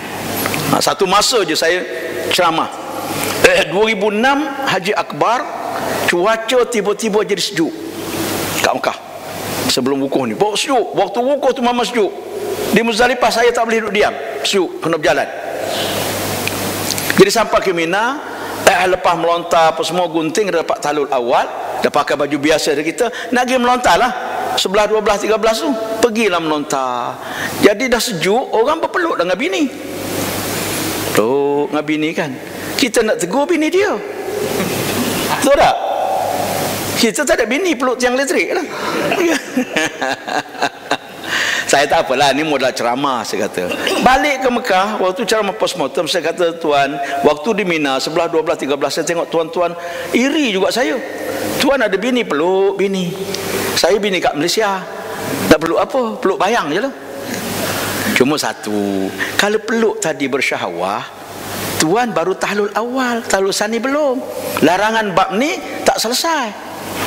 Dia kena ingat. Jadi kalau siapa ada masalah, datang jumpa saya, kita bincang satu sama satu. Takkan nak bincang ceramah ni siapa nak ngaku, ni kan? Oh, ramai datang. Ramai datang macam-macam cerita, kan? Wallahu a'lam. Jadi selagi tidak tahlul betul-betul, maka yang ni dilarang. Yang kedua, dilarang bertubuh selepas tahlul awal. Sebelum cerita lain, bertubuh selepas tahlul awal. Mungkin dia keliru, salah faham. Oh, dah tahlul dah, kita dah tukar pakai apa semua, dia ingat semua boleh, ya kan? Balik pula ke Mekah dia nak, sampai Mekah tak belum tawaf lagi apa semua, dah ambil bilik dah, jalan dah. Itu bersetubuh selepas tahlul awal, tapi sebelum tahlul tsani. Itu dah majid dua tahlul. Atau bersetubuh selepas persetubuhan yang merusakkan haji atau umrah. Okay, macam mana cerita ni? Buat cerita sikit baru dia faham. Katalah seorang hamba Allah ni, kisah yang berlaku real ni, sebelum tahlul umrah, musim panas, dia balik dulu nak lembut hari dulu, petang dulu baru nak pergi tawaf. Golek maka lah ia. Nah, kan. Mula tu golek je. Ya kan? Dah berlaku jima'. Alamak, kita dalam ihram, macam mana? Pergi jumpa ustaz. Cerita ke ustaz. Ustaz mesti tanya satu je, sengaja ke tidak? Itu clue dia. Ni buat ni sengaja ke tidak? Kata suami, tak sengaja lah ustaz. Kata isteri, kata sengaja lah ustaz. Kata isteri, dah bingung pula ustaz. Seorang kata tak, seorang kata sengaja, kan? Bingung. Ustaz ni kena nakak-nakak sikit. Oh, dia, kalau saya jadi ustaz, senang saya tanya balik, masuk sekerat, masuk habis. Kan? Ceritanya gini lah, mula-mula tu dia tak sengaja, mungkin rupa apa semua, tengah berjalan dah ingat, tapi tak berhenti. Mana boleh break dan gear break tak jumpa cari, kan? Itulah ringkas ceritanya. Tak boleh lah, mana umrah dia rusak, dia kena teruskan balik mandi apa semua, pergi tawaf, sa'i, gunting, wajib kena dam, lepas tu kena qada umrahnya.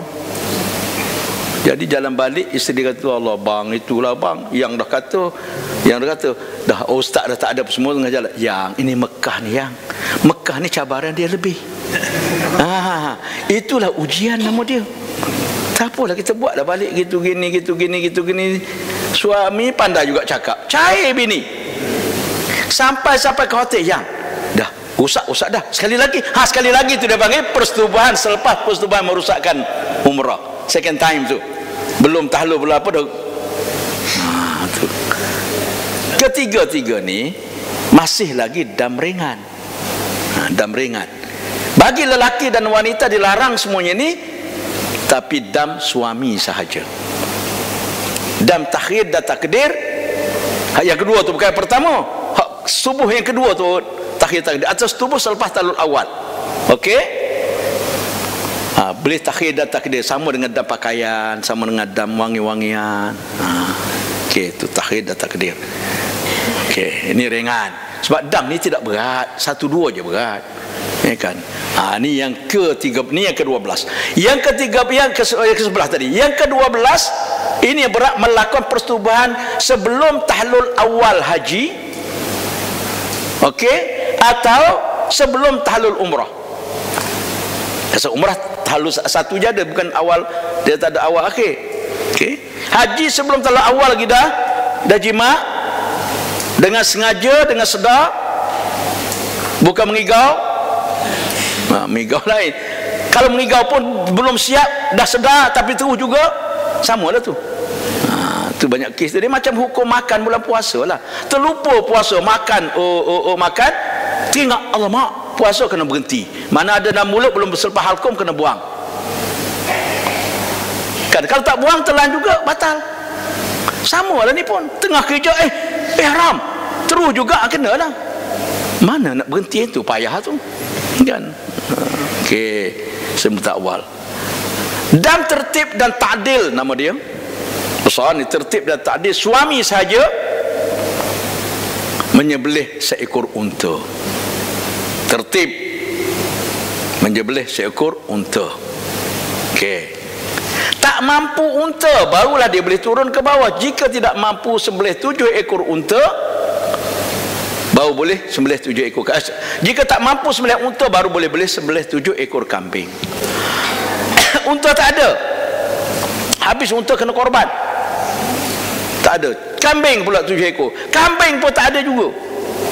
Tidak mampu nak sembelih kambing. Hendaklah membeli makanan dengan nilai seekor unta dan sedekahkan pada fakir miskin. Seekor unta harga 4,000 katakanlah. Kambing pun tak ada, ni habis kena sembelih. Duit ada, binatang tu tak ada, kena beli 4,000 tadi, makanan sedekahkan pada fakir miskin. Okey, sebab tu dam-dam ni tak boleh sedekah duit terus. Bagi seekor unta bagi duit je lah, tak, dia kena sembelih. Mati unta, nyawa tu dia minta. Okey, jika tidak mampu juga, tak ada duit dah, hendaklah berpuasa mengikut bilangan cupak makanan dari harga seekor unta dengan kadar 1 cupak 1 hari. 1 cupak harga 5 rial. 4,000 bagi 5 rial keluarlah 800. Maka kena puasa 800 hari. Cari penyakit. Apa? Betul tu. 800 hari. Kalau betul puasa 800, walaupun tidak berturut-turut, 800 hari ni berapa tahun? 2 tahun lebih. Kan? Kalau puasa 800 hari, lepas habis puasa 800 hari, jalan pun macam ni tu. Kan? Okey. Lepas tu selain pada bayar dam, wajib teruskan kerja-kerja haji umrah tadi sampai tahallul. Kalau tidak tahallul, dia jimat lagi, kena lagi yang kedua dia tadi. Yang kali kedua, kali ketiga, kali keempat, selagi tidak tahallul, selama itu kena dam. Sebab tu balik haji, balik umrah, confirm semua kerja dah betul. Banyak tu. Yang ini kita takut. Sebab tu kita buat tabung haji, buat ceramah penilaian ibadah haji sebelum balik, atau ceramah penilaian ibadah umrah sebelum balik kalau pergi umrah. Ya, saya pergi baru ni je saya sedih, tak ada ceramah. 2 ceramah penting tak buat, syarikat tu tak buat. Saya dah cadang, tapi saya bukan ketua guru agama dia, syarikat dia ada ketua dia, saya pergi jadi mutawif sahaja. Kita cadang nombor syarat dan tak ikut. Kita buat, selalu kita buat pergi umrah saja, so haji umrah. Lepas umrah pertama kita ceramah penilaian umrah yang buat semalam tu, jadi tak jadi, kemana masalah dia apa semua. Habis sebelum balik terakhir, sebelum tawaf wada, sekali lagi kita ceramah, kita tanya jemaah. Kalau tak puas hati, ada benda ragu, bincang dengan kita. Kita takut balik dalam keadaan ihram, tak selesai. Tu so anda tu tak boleh bayar dengan dam, nak selesaikan. Okey, wajib teruskan kerja haji atau umrah, mana kena tawaf sa'i gunting. Wajib qada haji pada tahun berikutnya, atau wajib qada umrah dengan segera. Maksudnya segera lah tu. Segera. Cuma realiti yang ada, yang saya jumpa, seorang saja baru saya jumpa yang mengaku betul lah. Dia telefon saya, Ustaz, saya nak jumpa Ustaz. Boleh datang pejabat? Dia pergi package. Ustaz, kalau kita jumpa lunch hour nanti boleh tak? Kat mana ni? Kat hotel ni? Boleh lah. Mesti ada cerita sedap, nak makan sedap. Ni kan, takkan upah mahal, cerita tak mahal. Ni kan, pergilah, pergi dia cerita betul lah. Macam tadi kisahnya, balik daripada Tanaim, nak tawaf panas, lepas tu dia pun golek. Dah lah ia. Saya tanya balik, sengaja tak sengaja? Ginilah tu terang cerita Ustaz. Yalah, kena cerita tu terang. Ni kan, semula tu memang terlupa, lepas tu tak berhenti lah Ustaz. Jadi saya nak confirm dam apa, betul ke saya kena dam untuk betul?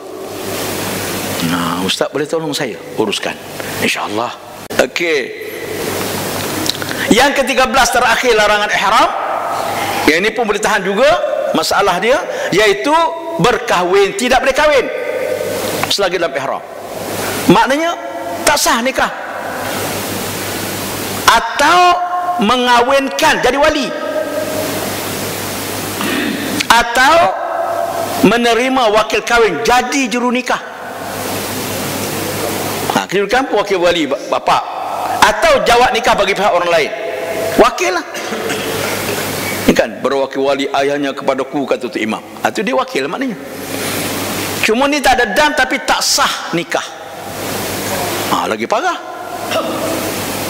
Itu yang saya cerita, kata juru nikah tu. Balik-balik 27 pasang dah nikahkan orang, pergi dengan ceramah, dia balik haji ni. Pergi dengan ceramah, cerita tentang keraguan. Siapa-siapa ragu mesti ambil yang rendah. Dalam teori dia mudah.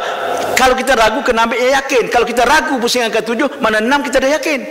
Ya 7 kita ragu, mana kena kira 6 saja tawaf tu. Dia dah kira 7, dia tak tambah. Sudah. Nak cerita korang malu. Dia ni juru nikah di kampung ni, somebody lah. Kan orang hormat, ya kan. Orang panggil pun tak ustaz pun panggil ustaz, walaupun baru nak start. Ni kan. Ni masalah kita pasal apa? Satu masa dulu juru nikah ni kroni. Banyak tak mengaji agama pun, pergi kursus gitu je. Jadi juru nikah. Jangan marah dah saya sebut ni betul. Sebab tu dia buat macam-macam. Apabila orang tak alim, tak faham, mula dia tambah ni, serbuk-serbuk ni, supaya dia nampak bumbunya sedap apa semua. Macam kita tak pandai masak, tiba masak kita pun hias cantik-cantik, orang tengok sebabnya suap, alamak tak sedap, barulah. Tapi dah beli dah kan. Jadi dia pun tanya kawan dia, macam mana aku begini. Kawan dia kata, alah kamu buat dam aisar, beli kambing sembelih, lepas tu gunting, halal lah balik. Dia pun buat kan. Orang kita kan kalau sembelih kambing kan kenduri, yang cadang-cadang pun dapat makan. Saya kenduri, dah kenduri siap. Tiba-tiba berlaku di Hulu Selangor kes ni. Entah macam mana sampai ke Sungai Besar, sampai ke tabung haji Sungai Besar. Pengurus dia kenal saya, dia telefon daripada Sungai Besar ke Ampang. Ustaz, ni ada satu kes begini. Macam mana Ustaz? Saya tu haji, saya nak maklumat lanjut. Baru dia jawab, apa maklumat Ustaz nak? Berapa kali juru nikah tu buat umrah selepas haji? Oh, tak ada maklumat, sorry tu haji, tak boleh jawab, tidak mengarut kita. Kita jawab, dia cerita korang, Ustaz Sabawi kata. Jangan buat pasal, ya kan? Nak ada benda ni pula, masuk pula apa nama ni YouTube kan, seluruh dunia, bukan seluruh Malaysia. Yang minggu lepas kita dah 500 orang lebih dah tengok. Yang minggu lepas saya tengok semalam, view dia dah 500 lebih, ya kan? Baru seminggu je. Kalau yang wuduk tadi berapa ji? 500 juta lebih dah orang tengok, 570,000 orang tonton. Dia pun 2 minggu kemudian Haji itu telefon pula pengurus tadi. Ustaz, dah dapat maklumat. Okey. Macam mana Haji? Dia buat umrah 5 kali selepas haji. Alhamdulillah, selesai masalah, saya kata. Ya betul Ustaz, betul lah ni. Tapi Ustaz kena cerita lah, saya nak faham. Boleh. Kita kena telefon lah. Dia tawaf tak cukup 1 pusingan kerana dia tak tambah tadi. Mana tawaf dia tidak sah. Syarat sah tawaf mesti 7. Betul tak? Dia pergi sa'i haji, dia buat haji tamattu'. Pergi sa'i haji tak sah kerana tawaf tak sah. Sebab sa'i mesti selepas tawaf. Mana dia dalam ihram? Kalau sani belum selesai. Dia pun esok lusa dia pergi Tanaim, niat umrah. Ingat tak semalam saya kata umrah ialah boleh buat sepanjang tahun kecuali dalam ihram haji. Maknanya kalau haji tak selesai, niat ihram umrah tak sah. Dia pergi niat tak sah. Dia pun balik tawaf semalam tak sah, dah pun dah. Dia balik, dia pun tawaf, otomatik tawaf tadi jadi tawaf haji. Sebarang tawaf yang dilakukan selepas wukuf dan selepas tengah malam, maka otomatik tawaf itu jadi tawaf haji. Jadi tawaf haji. Selesai tawaf haji. Dia tawaf semalam berapa pusingan? 6 yang diiktiraf. Dia nak 1 je, dia tambah 1 dia jadi selesai tawaf semalam. Yang 6 lagi tu burn gitu yalah. Okey, dah selesai tawaf, dia pun sa'i umrah yang tak jadi tadi. Dia pun tak tahu umrah tu tak jadi. Kan dia pun sa'i tu otomatik jadi sa'i haji. Mana umrah pertama tak terhasil tapi selesai masalah haji. Dia balik dah settle semua dah. Maknanya kambing dia sembelih tadi tak ada pasal-pasal rezeki orang hidup nak makan. Pasal salah advisor. Selesai. Itu sebab tu kita lepas pada tu kita tabung haji buat syarat sebelum balik mesti ada postmortem. Seminggu selepas 13 Zulhijjah kita ceramah kita waktu tu 2 tajuk yang kena masukkan walaupun jadi dalam satu ceramah, tawaf wada' dengan postmortem ibadah haji atau penilaian ibadah haji. Tapi ada orang tak pergi dengar. Pasal dia selesai dah, tak ada masalah, dah selesai dah. Dia tak tahu yang masalah tu ada pasal dia tak faham. Kan? Okey. Nah, orang tak faham mana ada masalah. Apa masalah pakcik? Tak ada. Kita tengok dia ada tapi dia kata dia tak ada. Saya pernah buat sebir tahun 80 pergi kampung Hulu Kelantan. Nak turun ambil air 15 kaki turun dalam sungai. Ku tangga. Apa pakcik masalah sini? Tak ada masalah. Dia tak rasa turun tu masalah bagi dia begini agaknya. Lepas kita kata pakcik kalau ada air pahit nak? Nak juga. Baru dia rasa masalah turun tu. Okey. Habis larangan ihram. Ya. Kata tadi berapa kali orang tu buat umrah selepas haji. Kalau orang tu buat selepas umrah tu dia buat lagi umrah. Itu tak apa, lain lah. Kecuali ada kes baru pula dalam umrah tu. Ada juga. Dia kira lah yang nak apa nama? Dia nikahkan orang tadi kan. Dia buat umrah selepas haji. Kalau selepas umrah tu buat kata 5 kali boleh kena kira yang betul. Bukan, dia umrah saya tanya tadi, kalau ada umrah selepas haji tadi dah cover haji. Itu poin dia. Poin dia umrah sekali cukup. Tapi umrah tak terhasil tapi haji selesai. Ya kan? Sebab dia niat umrah tak jadi niatnya pasal dia dalam ihram haji. Ya kan? Miqat zamani umrah ialah sepanjang tahun kecuali dalam ihram haji. Tu tengok yang gitu kita bab miqat gitu kita cerita. Masa nak niat ihram tu. Okey? Yang 4 tu jadilah. Ada juga yang sa'i terbalik. Buat umrah dia buat haji ifrad. Mekah dalam ihram haji. Sampai ke Mekah tawaf qudum.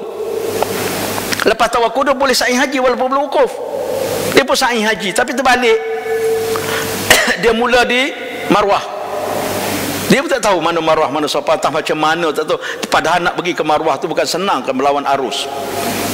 Terbalik. Dia pun pergi wukuf. Balik wukuf. Dia sa'i tawaf haji, tawaf qudum, tawaf ifadah. Dia pun tak sa'i lah pasal sa'i sa'i dia buat dah sebelum wukuf. Besok dia pergi buat umrah.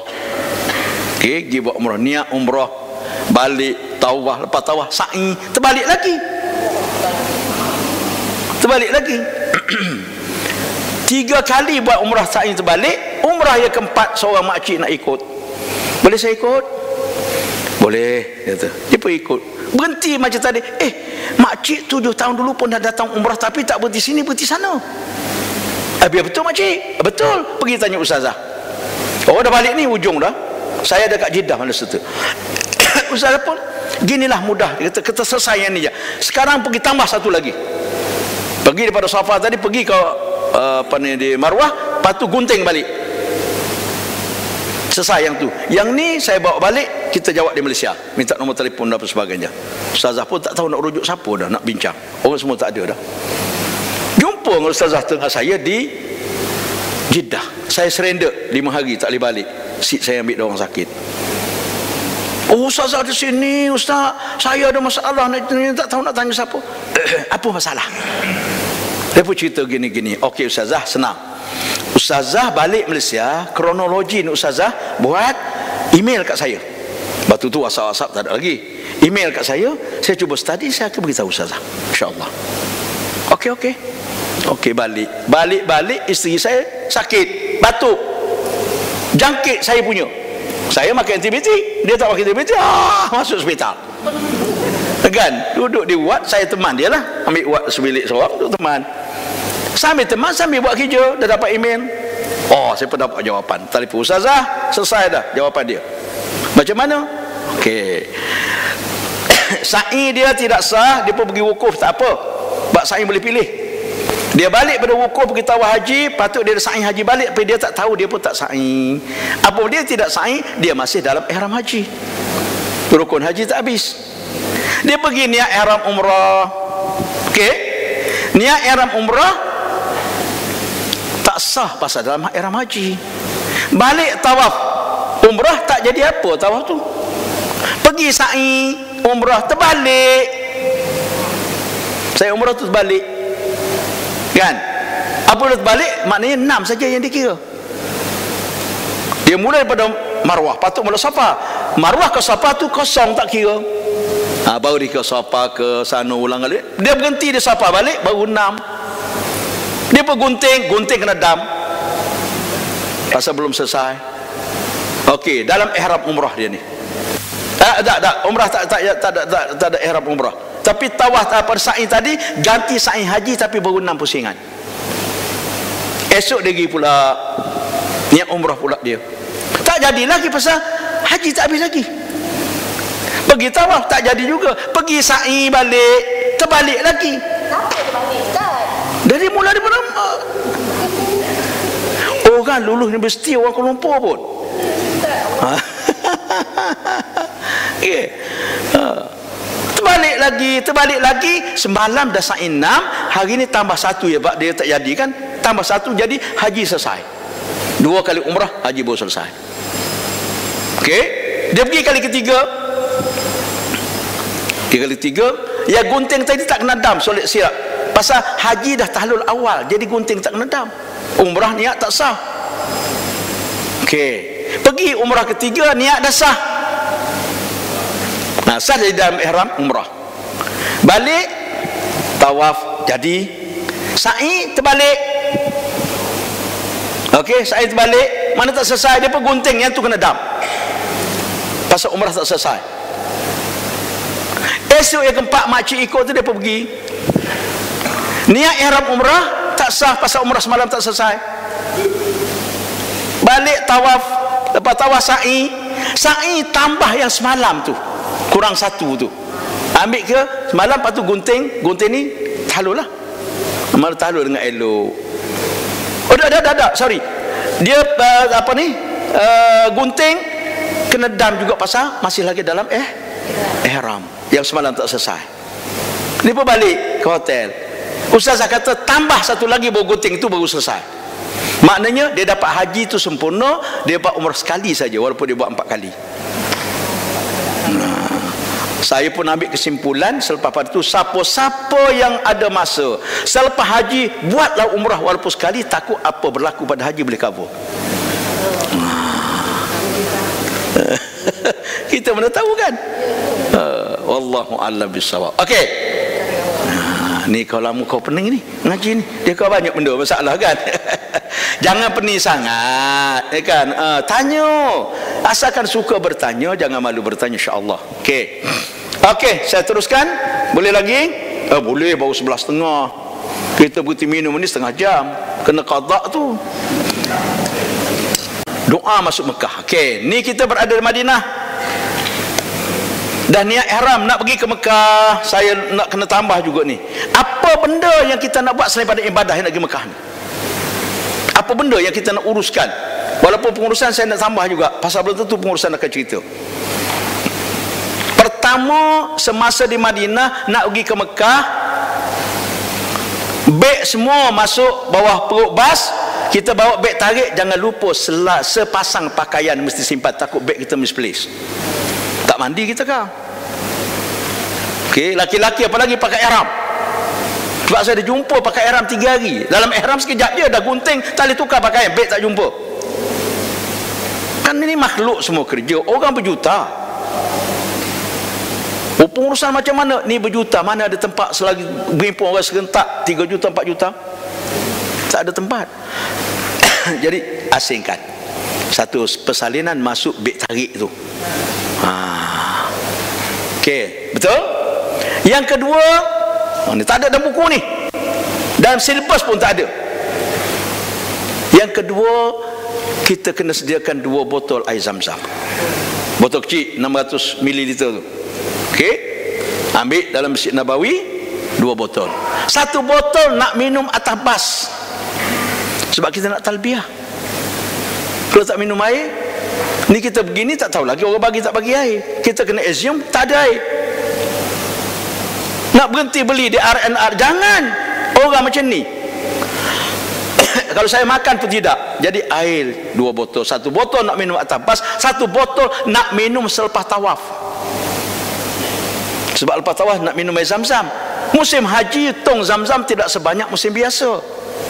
Sebab orang nak taruh space tu untuk orang. Kita pula tak pernah pergi, tak tahu tong kat mana pun. Kalau pergi ambil air Zam-Zam di tong tu, terpisah dengan orang, nak saing pula tak reti seorang-seorang. Mana prepare awal lagi. Ya, kalau tak ada air Zam-Zam pun boleh, tak apa, telan air liur pun sah, tak besar. Boleh, tak apa-apa kan. Okey. Jangan lupa satu lagi, bawa tamar. Belilah tamar apa-apa pun, nak murah beli tamar saya Sapawi. 10 rial kalau dulu, sekarang mungkin 15 sekilo. Ada satu jenis tamar nama Safawi. Padahal kita tak ada apa-apa. Okay, nak makan atas bas, minum tamar, makan tamar, minum Zam-Zam, kenyang. Nabi makan tamar, minum Zam-Zam, kenyang. Saya kat Mekah pun kat puasa dengan tamar Zam-Zam saja, lepas tarawih baru balik. Kau nak makan pun, kalau nak makan pun kadang-kadang balik tak makan dah, tidur je pasal nak bangun balik. Jadi atas bas, belilah sekilo, bukan makan seorang. Takkan nak makan ngadak dinding kan? Makan tamar ngadak dinding bas. Nak kena bagi kawan-kawan. Okey. Tu 2-3 benda tu, insya-Allah. Okey. Kemudian kita naik bas, kita bertalbiyah lah, labbaik Allah, kan? Makin lama makin leluk, makin lama makin lentuk, kan? Labbaik Allah, labbaik, kan? Mengantuk tidur dah ni, kan? Tidur. Terus berjalan kita nak masuk ke Mekah. Sampai di Tanaim, kita lalu Tanaim biasanya. Lepas masjid Tanaim sikit je dah ada tugu sempadan. Mana dah masuk Mekah lah. Kami tak tahu Ustaz, muassasah tak ada mutawif atas bas. Okey, kami tak tahu Ustaz. Tak apa, dah nampak jam bersaya dah tu, kan? Tak tahu juga sampai depan hotel. Dah tentu dah Tanah Haram. Masuk Tanah Haram, kita disunatkan berdoa. Apabila melepasi sempadan Tanah Haram Mekah, Tanah Haram sempadan dia di belakang masjid Tanaim tu, bacalah doa masuk Mekah. Okey, itu sempadan. Allahumma ja'alli biha qarara warzuqni fiha rizqan halala. Allahumma inna hadzal harama haramuka wal balada baladuka wal amna amnuka. Ji'tuka min biladin ba'idatin bidhunubin kathirah wa a'malin sayyi'ah as'alukal mas'alatal muttarrina ilaika al-mushfiqina min azabika an tastaqbilani bimahdi afwika wa an tudkhilani fi fasi jannatika jannatin na'im. Allahumma in hadha haramuka faharrim lahmi wa dami wa azami 'alan nar. Itu doa dia. Nanti kita cerita doa tu. Doa ni sunat je, tapi penting. Doa kan penting. Cuma sayang kita pergi umrah, mutawif baca, kita amin. Dia dapat, kita tidak. Pasal bentuk doa dalam bentuk mufrad. Aku, bukan kami. Allah ja'ali biha qarai, Allah jadikanlah bagiku negeri Mekah ini tempat tinggal yang sesuai. Amin. Kita tolong amin kat dia. Kan? Kita sengih lah, tolong amin je. Setuju. Setuju. Okey. Lepas tu kita kena baca. Kita baca sekali. Allahumma ja'alni biha qarara, ya Allah jadikanlah aku Mekah ini sebagai tempat tinggal yang sesuai. Maksudnya seronok tinggal di sini, tidak murung, tidak ingat kampung, selesa. Dia selesa ni bukan mesti makan sedap, tidur sedap, bau selesa, tak. Kita pergi makan tepi sawah, duduk atas rumput, makan nasi dengan sambal belacan je, selesa, sedap, lazat. Betul tak? Tu selesa kan. Warzuqni fiha rizqan halal, Allah anugerah rezeki aku semasa berada tanah haram ini, tanah Mekah ini, dengan rezeki yang halal. Tak nak kita yang bersyubhah dan sebagainya. Okey, sebab tu kita sendiri kena minta doa. Orang bantai macam-macam tu doa tak minta, baca doa pun tidak. Sampai ke Mekah tuan-tuan, kalau di muassasah di mana-mana pun dulu, sampai Mekah kita buat sambutan. Sambutan itu ustaz bacalah doa pendek je. Daripada doa ni kita ringkas. Saya tahu sebab teks sambutan itu saya yang buat dulu. Tak tahulah kok dah berubah. Kan saya pergi 2012 pun tidak bertugas di maktab, tak sambut jemaah ada saya. Waktu tu pergi 2015 jemaah sambut saya. Pasal jemaah pergi dulu, saya pergi Kedian. Kan? Kalau dulu-dulu saya pergi, saya bertugas sambut jemaah. Ya Allah, Allahumma inna hadzal haramaka, ya Allah tanah haram ni tanah haram engkau. Ini kita mengaku pada Allah. Wal balada baladuka, negeri ini negeri engkau ya Allah.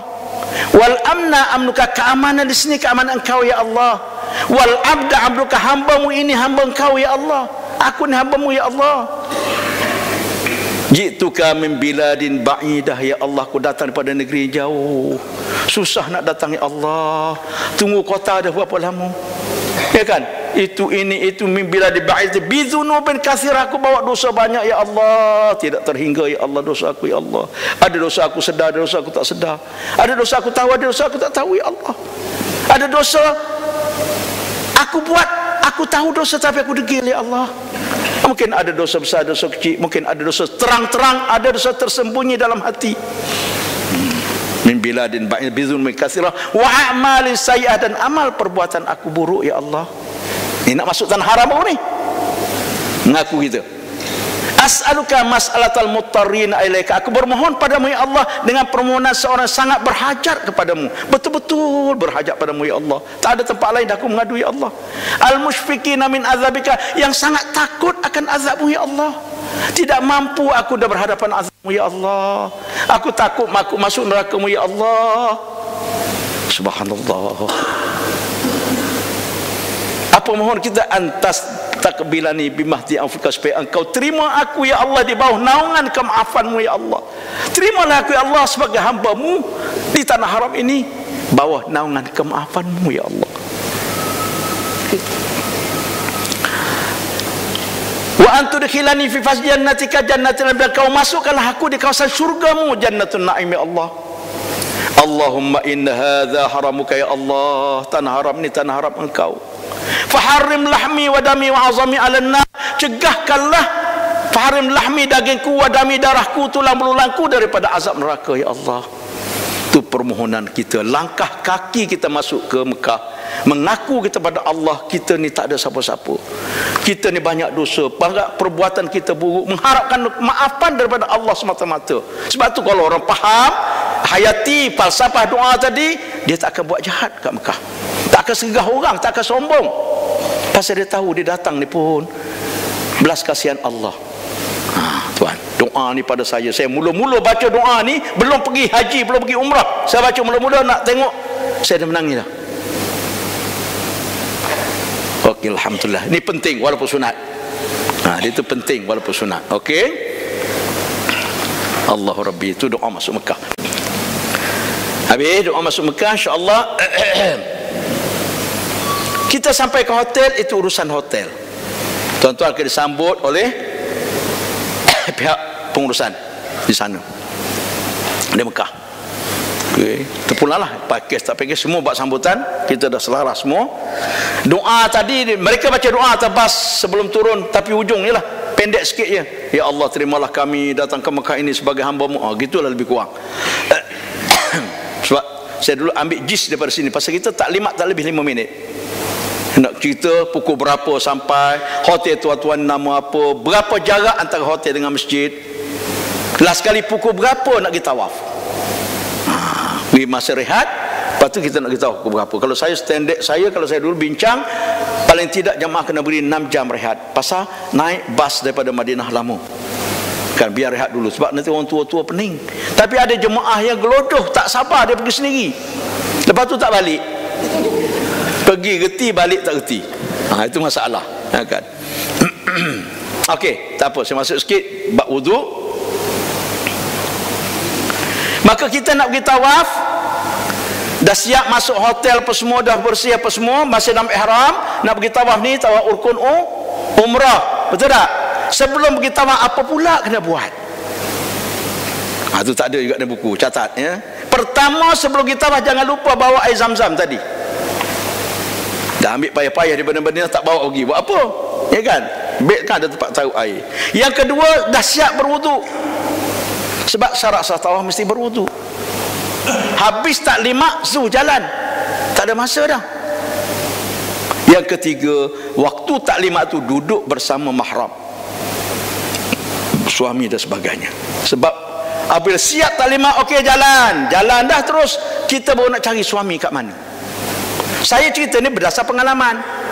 Dah habis taklimat, okey sila jalan, talbiyah labbaik Allah nak pergi, datang, Ustaz, suami saya kat mana?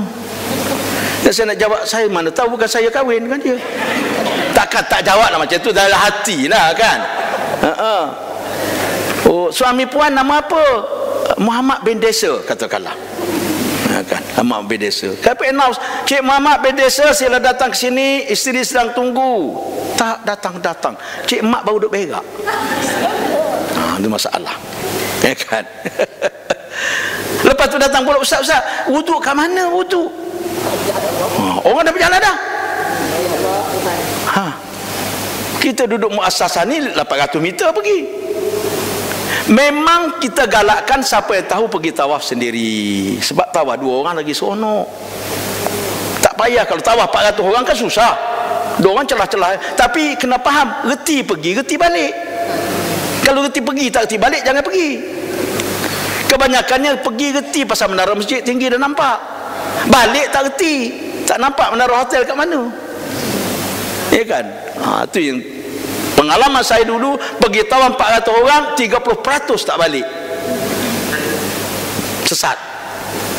Dah bercampur dah dengan orang, bukan 400 orang tu, beratus ribu orang tawaf kat situ, ya kan. Cuma dulu muassasah dia ada petugas dia, bawa kita mana tugas muassasah. Ustaz pun tak boleh bawa kita pergi tawaf ke dalam, pasal dia ada mutawif Arab sana, kena tangkap kita. Budak-budak apa ni, Syekh Haji ni, dia bawa karung isi kasut. Okey, masuk kasut di pintu K. Abdul Aziz biasanya. Masuk kasut, masuk sini, keluar karang habis sa'i di pintu Marwah. Dia tunggu kat pintu Marwah dengan karung tadi. Orang datang ambil. Yang baki tu tak balik tu. Dah tunggu 3 jam tak ada juga, dia hantar ke tabung haji. Tak ada, tak balik dia ni. Kita tahulah berapa banyak slipper yang tak balik tu. Okey, tu pengalaman kitanya. Okey, wallahu alam. Okey, ringkas cerita wuduk, nanti video wuduk saya tayang minggu depan. Saya ada satu buat video wuduk ni pasal apa, nak cerita semasa di Arafah Mina, kita jangan tunggu bila air nak wuduk ramai. Maka kita kena wuduk, saya sediakan dalam tu, gunakan air 1 botol je. Okey, ada video dia. Saya duk fikir macam mana dulu. Last kali saya pun beli video kamera, minta anak saya tolong buat apa semua. Anak saya tak sempat edit, saya dah pakai. Nak tunggu anak edit, dia tak tahu kita nak pakai bila. Ya kan, dia edit, dia kerja lain. Payah saya kata. Pakailah kata, asal je you boleh tengok. Okey, ringkasnya. Wuduk. Wuduk bermaksud membasuh anggota tertentu dengan air dan dilaksanakan mengikut cara tertentu dengan niat berwuduk. Tu dari segi istilah, tak payah hafal. Ni bukan nak periksa ni, nak kena faham sikit je. Mana ada anggota tertentu tidak sebasuh semua anggota kan. Basuh pula dengan air. Air pula mesti air mutlak.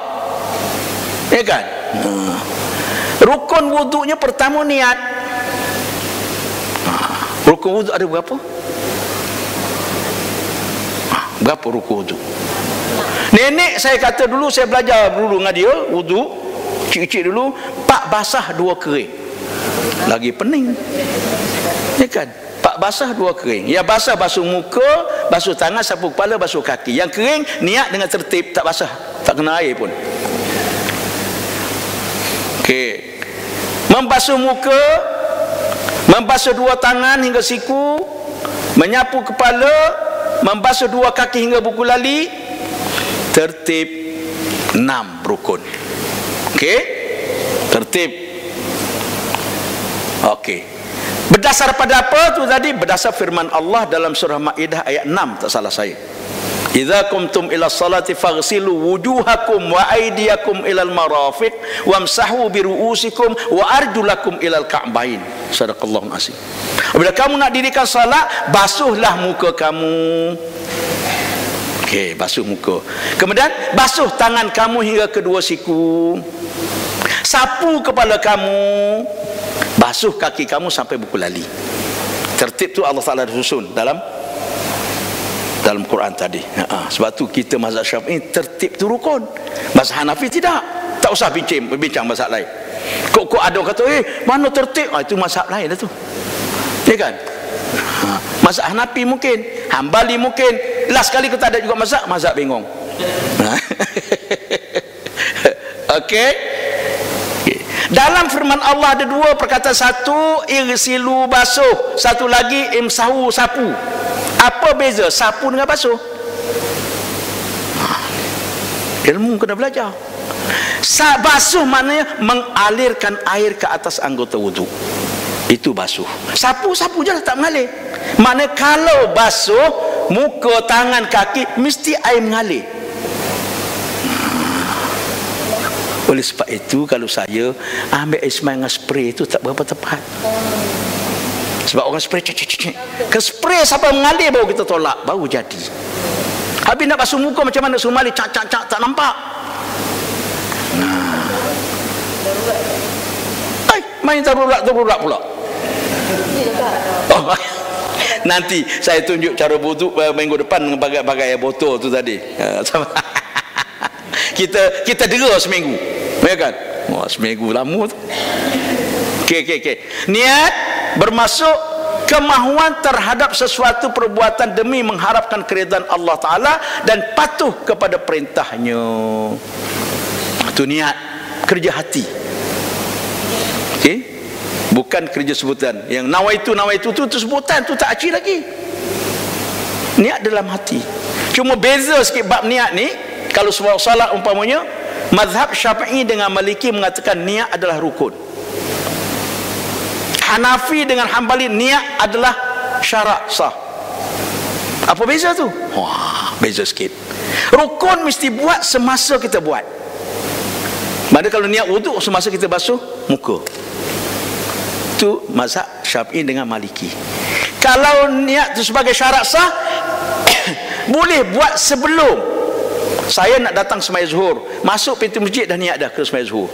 Pergi Allahu Akbar. Sebab tu kat Mekah tuan-tuan tengok solat, ada orang Allahu Akbar, ada orang Allahu Akbar.